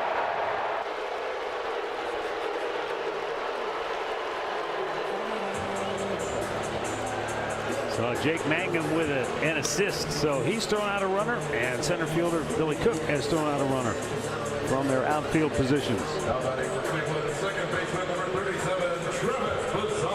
As Travis Pizzana digs in at home plate, we welcome back in Kaylee Griffin. Well, Matt, last night I asked Stephen Vogt how he sees Travis Pizzana be a rookie, how he enjoys the moments and feels those frustrations, but also how he's seen the maturity in some of those big moments like last night. And he said every player wants their first hit, home run, walk-off. You want to check out all these boxes, and Travis has checked a lot of them off in just 3 months. He's very mature, he said, but he had a tough first game yesterday, and how did he respond? He put together an unbelievable second game. So he said the kid just doesn't get down on himself. He puts in the work, and he wants to understand where he can continue to improve. And we have seen those results again over these last 3 months as he continues to get a feel for the Major League game. Thanks, Kaylee. I think what's interesting about someone like Travis Pizzana, no two athletes are wired alike, and he's such an intense competitor that you wonder sometimes, do you have to dial it back a notch, and how difficult is it to, what's a notch? Yeah, I think he will learn that, and that's a great point. Is he's going to have to understand and figure out for him what that notch is. You don't want to take a young man's aggressiveness away from him. You can see there are times where maybe the energy level is a bit much, and it's just kind of figuring that out. But the only way to figure it out is going through some of these experiences and maybe slowing down that heart rate just a bit. Jace DeLauder smacks one to left. That'll get down. That'll go to the wall. He's digging for 2. Mangum comes up throwing. And it's another close play, but DeLauder beats the tag. He's in with a double. That's his 17th on the year. And it's the Guardians' 6th hit off ball schemes today. This ball was hit really well, and it stayed dead true. There was very little. Again, look at the unique swing. That's a splinker. You could see the ball kind of knuckling just a bit. He kept this ball very true. Didn't even know where he hit it to begin with. Look at how true this ball stays. One hops the fence. And again, the play at second, very close. As Jake Mangum came up with a good, strong, quality throw.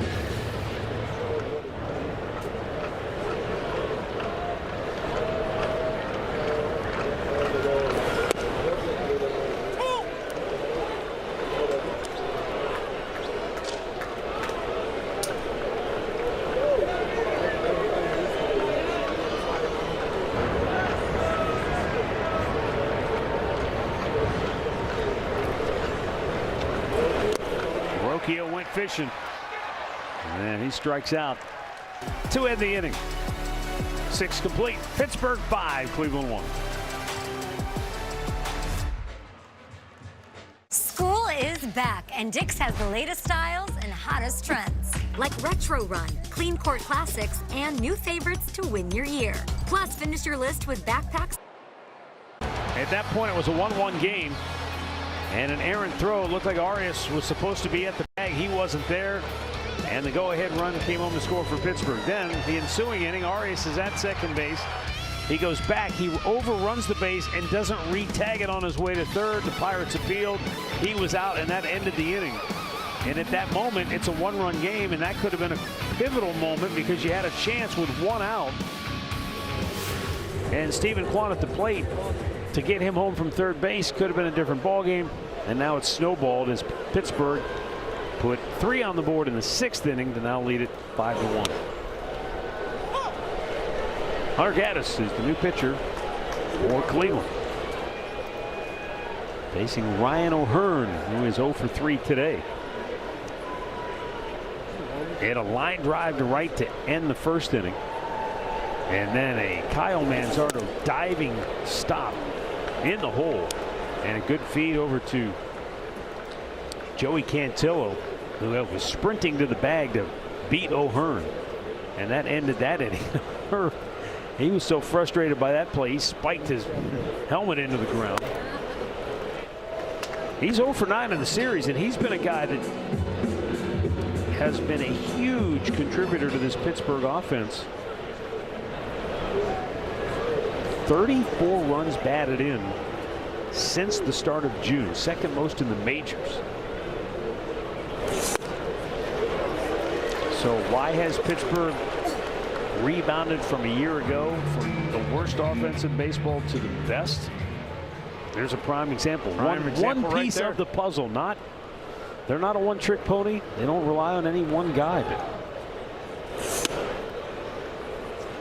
But it just goes to show you what adding the right types of veterans into a young group from an offensive standpoint has the potential to do.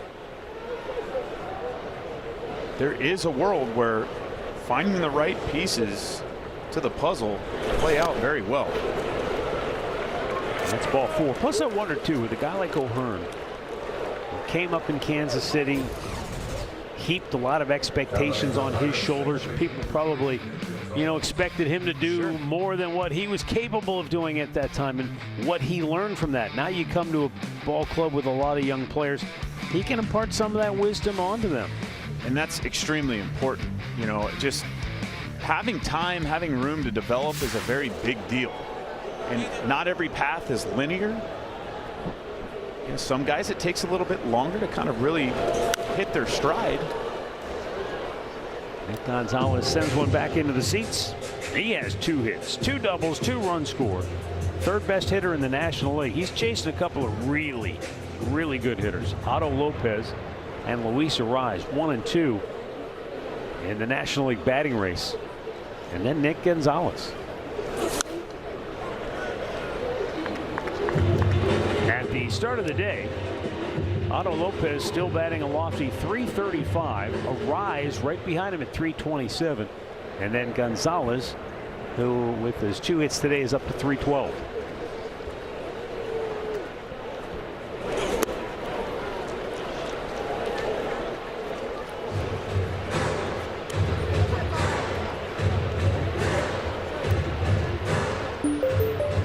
It's been a sloppy day for Cleveland in some respects, but I think back to what O'Hearn said prior to this series starting about the Pittsburgh offense as Gonzalez goes down swinging. He said, look, our lineup, the 7, 8, and 9 hitters in our lineup have been productive. And you look today, the 7, 8, and 9 hitters have combined for 4 hits, 3 runs batted in, and 3 runs scored. So he wasn't just talking hyperbole. Not at all. And that's why this lineup probably has been among the best in baseball, because it is so diverse and spread out. And when you can have that bottom half of the lineup turn it back over to the big boys at the top. Jacob Gonzalez, I mentioned earlier, came over from the White Sox on July the 10th. Lost in the wash of that trade was what the White Sox received from Pittsburgh.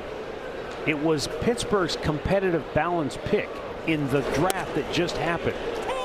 And that was the 34th overall selection in the draft, in which the White Sox used to select Landon Thome, Jim Thome's son.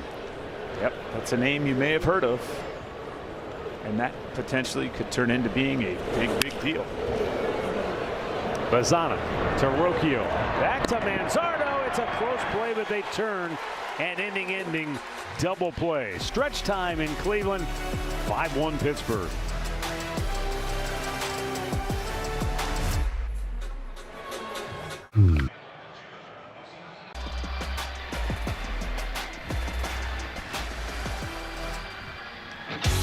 Well, how about this for a rarity?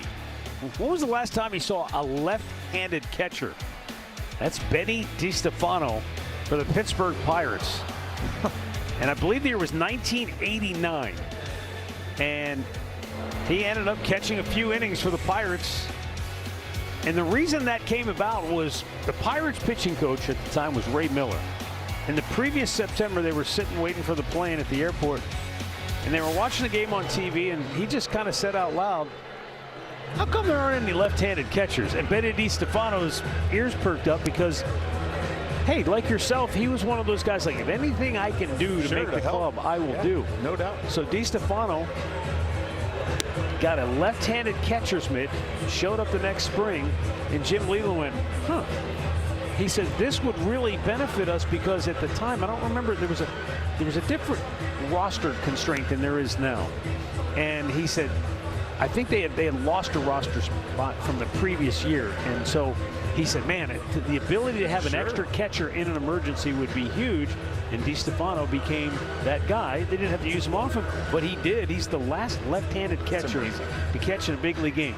And so, Chris Jimenez, why? Why can't left-handers catch, and why are they always forbidden? You can't go behind the plate because you're left-handed. Get out of here. Well, in general, lefties usually become pitchers or first baseman or outfield, and catching is, you know, just not that primary position for that arm. You know, you're obviously tried out on the mound because of how important left-handed pitchers are. There's a visual aspect of it that, you know, just watching those replays there on, it looks weird. It looks weird. And you could even see Ron Gant at the plate. He swings and misses and turns around and looks like, what the heck just happened? Hey man, your glove's on the wrong hand. But I think in general, it's mostly just because those guys, if you're left-handed, you're probably being either thrown at first base, you're a power hitting outfielder, or more importantly, you're a left-handed pitcher, which is a pretty valuable aspect as well. The 1-1. I heard someone say, if you think about it, now this doesn't happen often, but we've seen it happen a couple of times today. On a play at the plate for a left-handed catcher, you're kind of backhanding the throw, and it makes the tag a little more awkward. And I mean, we saw the play that Austin Hedges tried to make yesterday on Jake Mangum, and the back pick at first base. Well, no, just the run on that swinging single, the infield single. That play is impossible to make for a left-handed catcher. So, yes, there are some of the throws. I don't necessarily think throwing the bag, like throwing to the bag, is that big of a deal. Like everybody I've heard in the past say, oh, they can't throw the ball to second base. Like, you can throw the ball to second base just fine. I think it's some of the plays at the plate, and it's potentially some of the bunt fielding. High pop up on the infield. Backing up, Triolo, the third baseman. 1 down. Well, while we got a second here, how about a happy 100th birthday to Jesse P. Hill Jr. of Bloomingdale, Ohio. Bloomingdale? 100 today. That's a shopping center, isn't it? Bloomingdale's? It was. 100. 100 years old. Happy birthday, young man. Khalil Watson, 0 for 2, has struck out twice.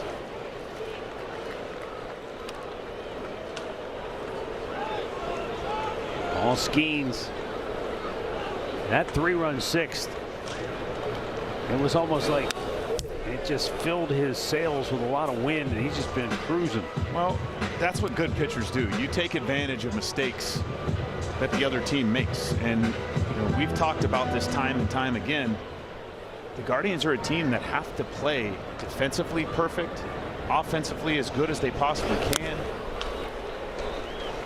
But more importantly, they have to be better than the other team mentally. And we have not seen that today. There have been a few mistakes that have cost this team a chance to potentially win this baseball game. And you're talking about something as silly as a slide at the plate, or not covering a bag on a pickoff throw that you know is coming, or not re-tagging a bag that you should have slid into in the first place.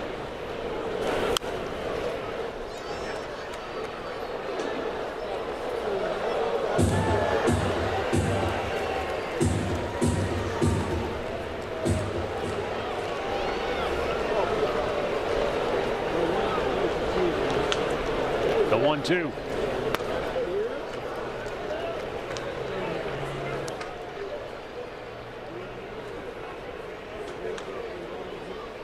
Well, this will be the last inning for Skeens.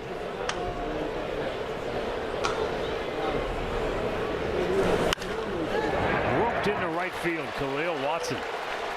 That extends his hitting streak to 5 games. He's going to turn and go to second base.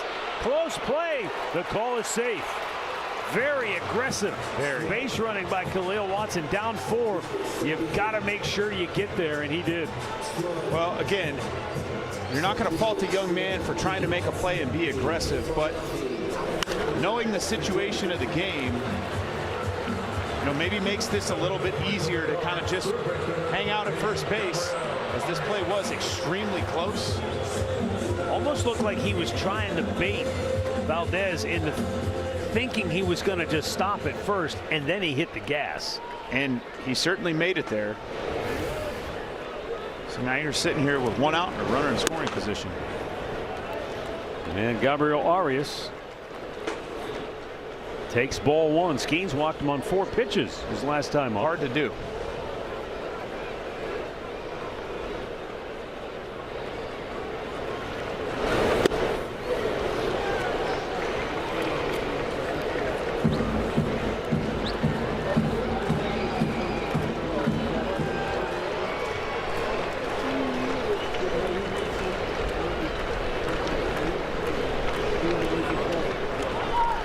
Throw back to second, and he just did. Oh, they call him out. I don't think he.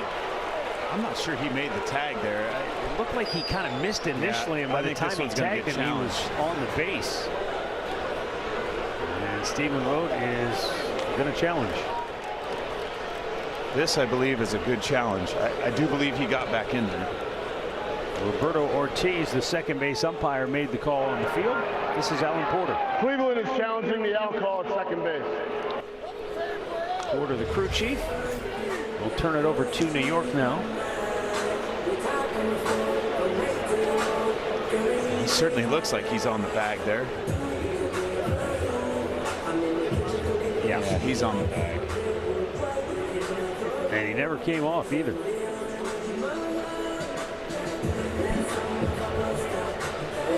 It's a good job of getting that left hand in there, and then, as you mentioned, keeping it on the bag.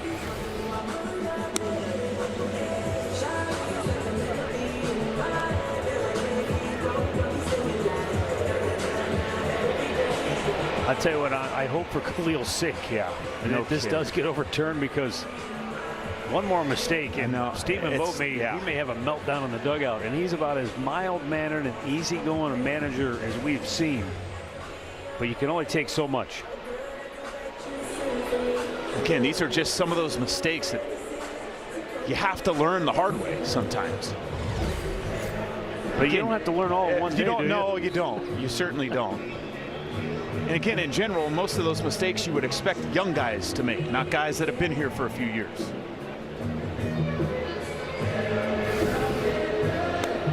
It's taking longer than it should. That's, scares me a little bit as well. Here we go. After review, the call on the field stands. The runner is out. Cleveland loses their challenge. Huh. A mistake-filled day continues.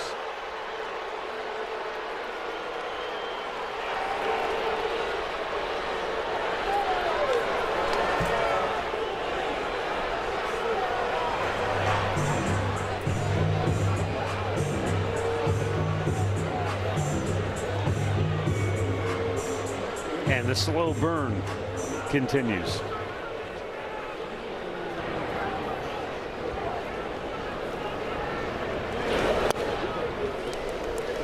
One ball, two strikes.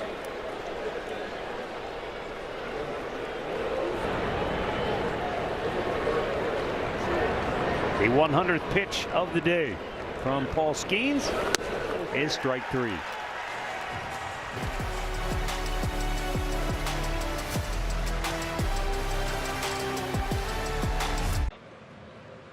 Starting at $14.99 at Outback for a limited time.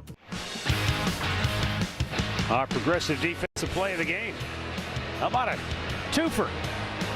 A 4-6-3 Bazzano to Rocchio to Manzardo to end the 7th inning. Good quick turn there from the boys up the middle. One of the few positives here on the day for Cleveland.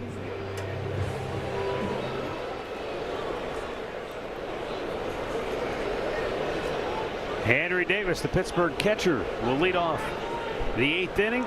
Will Dion on the pitch for Cleveland. Carl Willis praising Dion for his work last night. It sort of goes overlooked in a comeback win. All of the focus was on the offense. 3 runs in the 8th to tie it. The walk-off homer by Bazzano to win it. But the bullpen last night was just terrific. And Will Dion in particular came on in the 8th inning of a 3-0 game at that time and set him down 1-2-3 and did it with efficiency. Got the offense right back into the dugout. And you know, looking back on it at the time, you're like, why was that a big deal to get the offense right back in the dugout?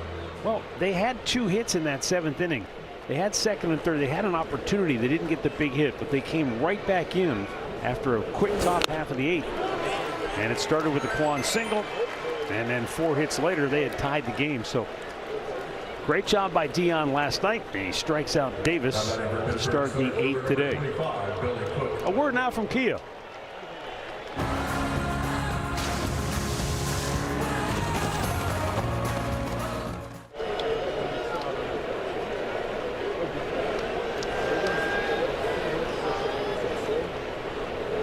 Billy Cook.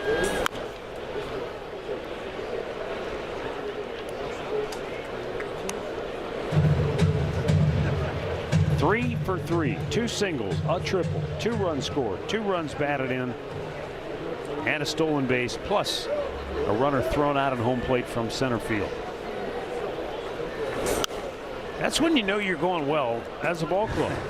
When you get a guy who's basically sitting on the end of the bench. He's just a pure sub guy. Comes in as a pinch runner. In fact, he has pinch run more times than any player in baseball this year.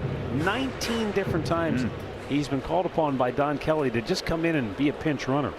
But a guy that knows his role and comes up and has the day of his life so far here this afternoon, and helping Pittsburgh put themselves in position for a series win.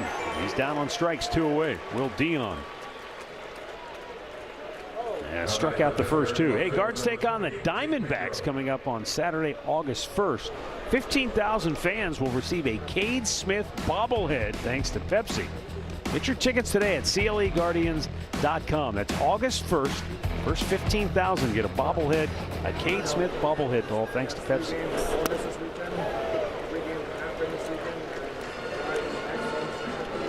Diamondbacks are fighting tooth and nail with these Pirates for one of those wild card positions. They're 12 games back of the Dodgers, so that's probably not going to happen in terms of the NL West. But Torey Lovello has his club right there in contention in a very crowded wild card race in the National League. It certainly is. And I think that's only going to continue to stay crowded as nobody seems to want to separate themselves, and that's going to make this trade deadline really interesting, because there are very few clear sellers, which means the market for some of these guys could get very expensive. Check swing foul. In the NL Central, look, the Cubs could get hot. The Brewers, I don't see them going into a prolonged funk. like the Tigers went into last year in the second half. But that could still be a race for the divisional title there. Cardinals are in third place, and then Pittsburgh. It looks like St. Louis and Pittsburgh are very much wild card or bust kind of mode right now. But the problem there is just a lot of competition. But again, if this Pittsburgh team can sneak into the playoffs, it'll be a handful for anybody. Yes, they will. Really good inning of work again. Second day in a row, Will Dion works a 1-2-3 inning out of the bullpen.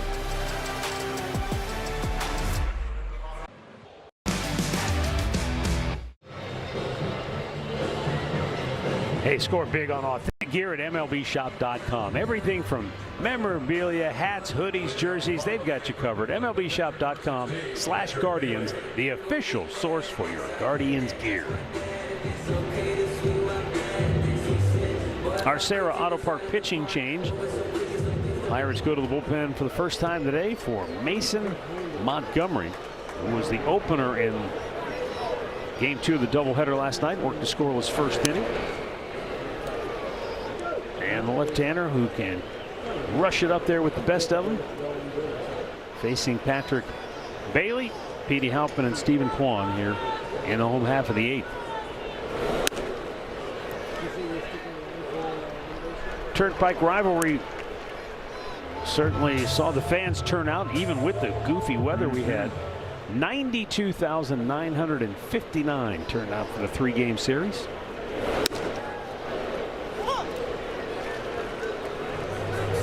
A series that was initially interrupted by the Canadian wildfires. Friday night's game was postponed due to the air quality, and then Saturday we had a lengthy rain delay before Game 2 of the doubleheader. It was over an hour long.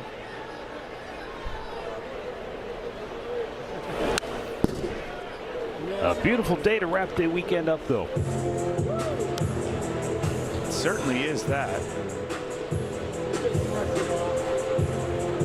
Again, you hope that late inning magic that the offense found yesterday, they can drum up some of that. Bailey out looking, one down here in the bottom of the 8th.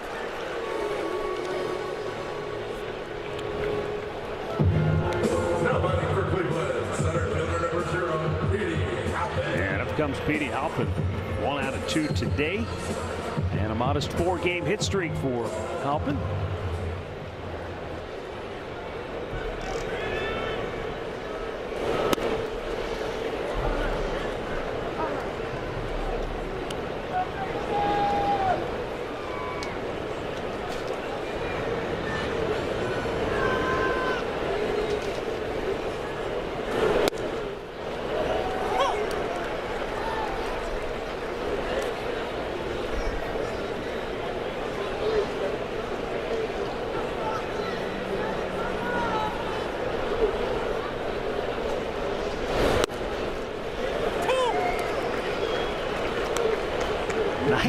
Miles an hour in the count 1-2. That's the second one too this at bat.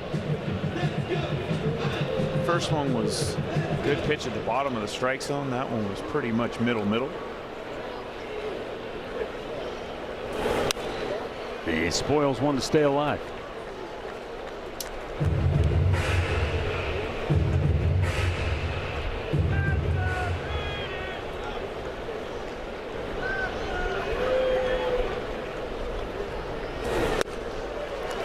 Chucked it by him again. 99 miles an hour. Back-to-back strikeouts, 2 down in the 8th. Well, our Chevy drive of the game, Stephen Kwan just continues his offensive tear. He had a bunt RBI single, and then in the 6th inning he flipped one into left field for another base hit. 7 for 9 in the series for Stephen Kwan, a 6-game hitting streak, in which he's batting over 500. And he's batting way over 400 in the month of July.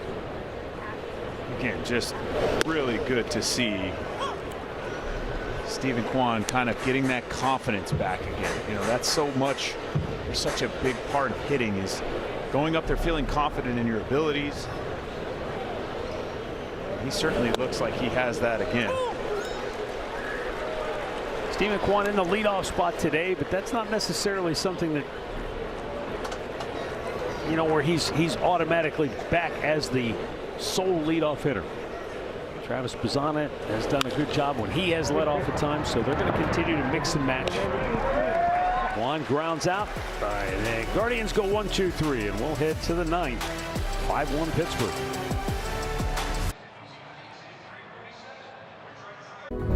The plus is us.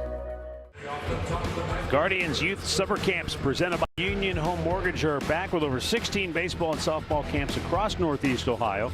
Boys and girls aged 6 to 14 get high-quality coaching and instruction, special perks and more. Space limited. Register today at cleguardians.com/summer camps. They run through the early part of August, so there's still time to get involved before you have to go back to school. First ball swinging, Jared Triolo pummels a single into left field. And that's his second hit of the day. Up next for Pittsburgh. And that gives Pittsburgh 10 hits on the afternoon. Bet365 scores from around the league come your way. White Sox, how about that? They lose 1-0 yesterday and come back and blank the Blue Jays 3-0 this afternoon. Will Dion worked a 1-2-3 eighth inning. Now Brian Reynolds fouls one back to the netting. Reynolds, one of the top Pirate hitters, but it has been a brutal day for him. He's 0 for 4, has struck out 3 times. That's a rarity for him. He came in with a 13-game on-base streak, but it just looked like from the jump, the first time he saw a Joey Cantillo curveball, he looked like he should have stayed in bed. He was sort of wiping his eyes and looked like he had something in his eyes. I think he was saying to himself, why did I get up today? Should have used a sick day. Sometimes those are needed as well. Hey, my hammy's tight today kind of day. Now, you know, there have been stories over the years where if so-and-so, let's say back in the day, Pedro Martinez is on the mound, a guy might come and say, you know, I'm not, something feels a little tight. There's no way you get away with that because your teammates smell that out in a heartbeat, right? Yeah, but I mean, when you're a rookie, like I was, and you had to face Zach Greinke every time, somebody always came down with a little something. Out looking, Brian Reynolds. My goodness, he strikes out 4 times today, and all you can do is smile, Brian. Some days you get the bear, sometimes the bear just gets you. Maybe he could have used one of those McDonald's McCafe drinks we had this morning. Oh, look at you tying it in. Look at you, you're a pro's pro. Yeah, those were pretty solid, the McCafe drinks at McDonald's.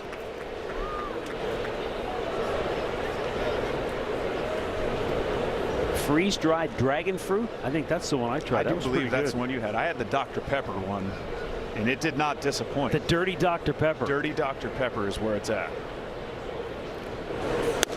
Just be careful if you walk into your local McDonald's. When you order dirty Dr. Pepper, make sure you enunciate properly.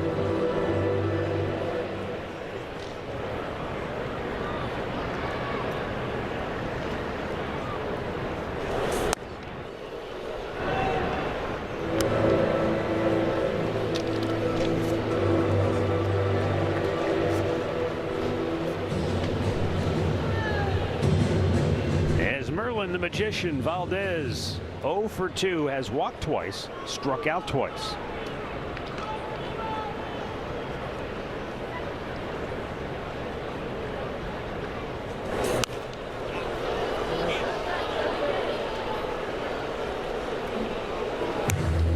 Valdez 6 straight games with an extra base hit and an RBI. Trying to join Willie Stargell as the only Pirate to do it in 7 straight.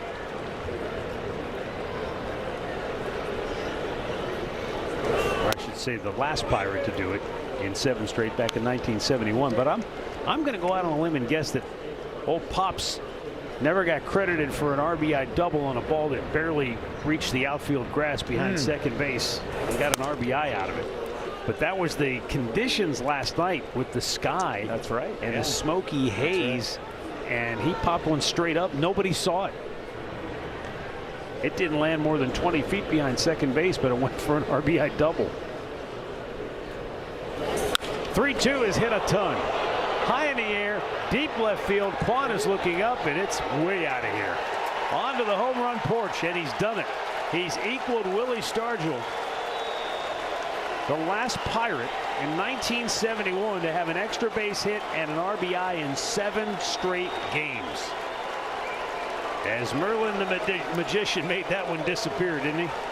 He certainly did, because the launch angle on that ball was up there as well, as that ball was hit very high and very far. And again, this young man just showing the power potential that he possesses. This is his 31st big league game. He's hit now 12 homers and has 32 runs batted in. That's a large man, and he gets every bit of that 6'2", 230 frame into that swing.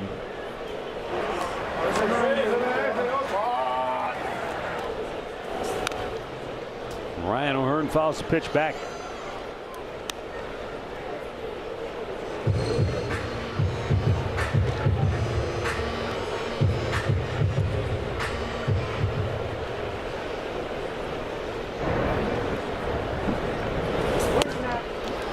Pumped it by him, 1-2.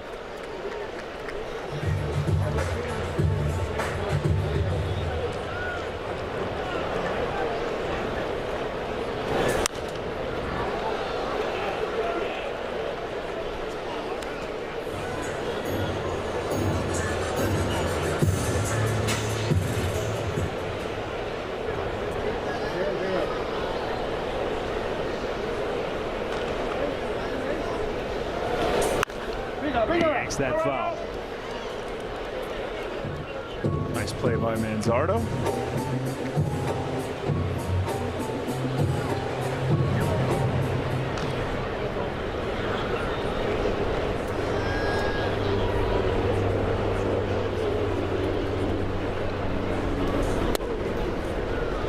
Ring him up. O'Hearn out on strikes, 2 down here in the ninth. That's a really good pitch by Will Dion. Looked like a changeup. And you can see O'Hearn just wasn't quite ready to pull the trigger on that pitch. This is that split change. That thing tumble. Another really good job by Patrick Bailey as well. How to play right side.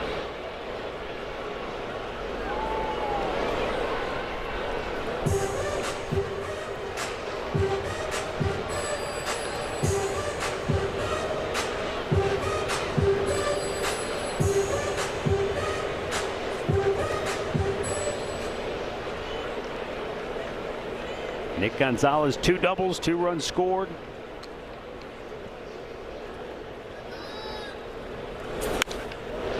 And that's hit well to center, but Petey Halpin is there to make the catch. A 2-run homer by Merlin Valdez has extended the Pirates' lead to 6. Bottom of the ninth coming up.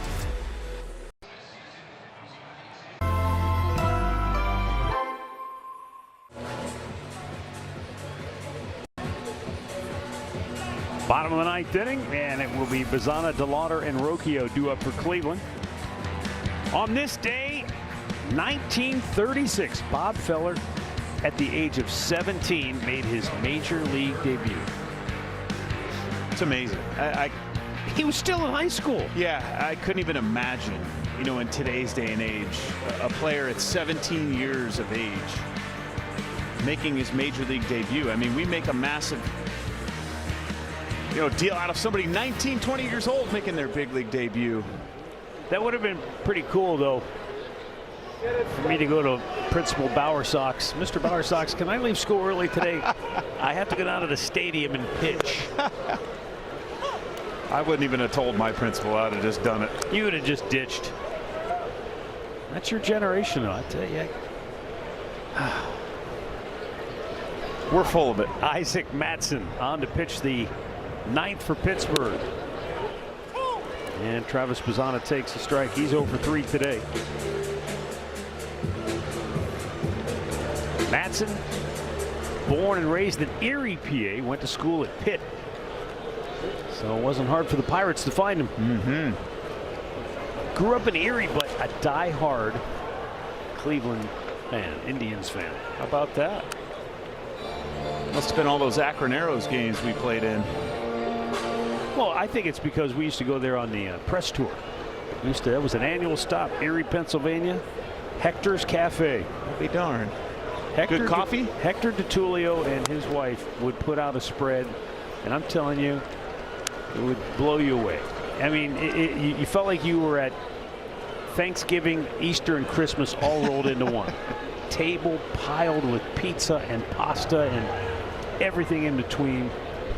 I'm getting hungry just thinking about it. I might drive to Erie right now. Although I think Hector's is long gone. It's just called the ball. The catcher is challenging. Really, Henry? You get challenged now? Wow. Call's overturned.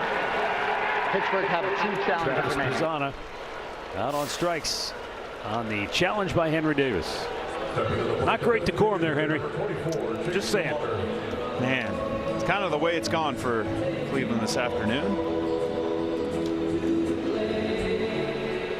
If there are any of our listeners that are still with us that hail from the Erie, PA area, as soon as I said the word Hector's, they knew exactly what I'm talking about.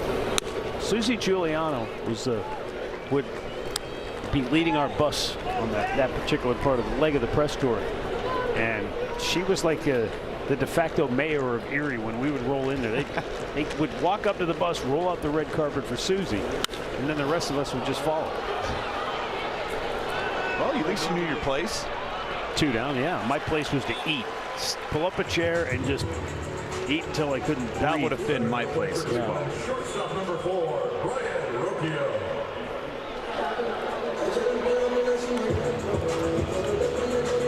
You got to know your lane and stay in it, and eating is probably a good lane to stay in for you. And we also raised a lot of money for the Barber Institute, which does great work in Erie, PA. Yeah, I missed those days. Those are fun trips. The press tour, like so many other things, this is called the ball. The catcher is went the way of the steam engine. That's right. Another challenge. You're not going to like this one.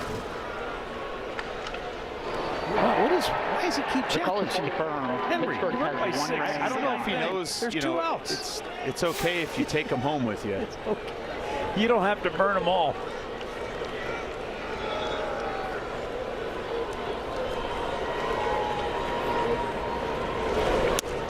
Maybe Henry's like Woody Hayes. Woody Hayes would never. He would push his car across the state line before he would buy gas in the state of Michigan. Maybe Henry's like, I would not leaving anything in Cleveland. I'm taking it all with me. The 2-0. Swing and a miss. Rocchio, a hit in the 4th inning. A couple of knocks in the series, including a big one last night, and a come from behind win.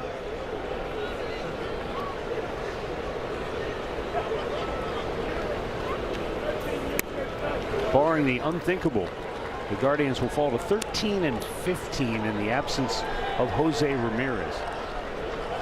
And at times what they've been able to do is avoid the sweep. You know, they haven't been able to get on too many rolls. They did have the 4-game win streak, but it's been, win 1 out of the 3. A couple of times they've been on the verge of being swept, and they've been able to just keep enough momentum to stay alive in the hunt. And then that's, it's all you can ask for out of this group when, you lose your leader like that on the field in the dugout. It's easy to lose your way, and I think they've done a pretty good job of at least keeping their head above water. Rocchio wraps one to right. Back goes Valdez, and he makes the catch. The Pirates come to Cleveland and take 2 out of 3. And the Buccos go to 52-48 on the year. Same record as Cleveland. Paul Skeens the winner. He's 9-8. The loss to Joey Cantillo, he falls to 8-5. Pirates came in as the best offense in baseball, and they showed why. They swung the bats very well throughout the weekend, and that's why they walk out of here winners in this series. And their pitching is not too shabby. If they get some bullpen help, I don't see why they can't be a wild card rep in the National League when it's all said and done. Yeah, and again, a team that nobody would want to play come playoff time. Stay tuned now for Guardians postgame. Al Pulaski and Ben Broussard take you home from here. Enjoy the rest of your Sunday. We're back tomorrow when the Twins come a-calling for a 4-game series. Introducing the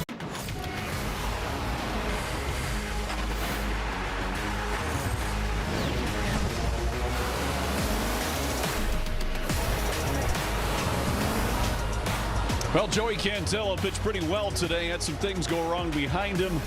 Ultimately, it was Pittsburgh that came out on top, and they take this series 2-1 as the Buccos win game 1 and 3. Cleveland wins game 2 last night in the second game of the doubleheader. And the Guardians now will welcome the Minnesota Twins tomorrow. 4 games against the Twins Monday through Thursday here at Progressive Field. 7-1 is the final score today as Pittsburgh gets the win, and both these teams now depart with the same records. 4 games over 500. Welcome in Ben Broussard, Al Pulaski.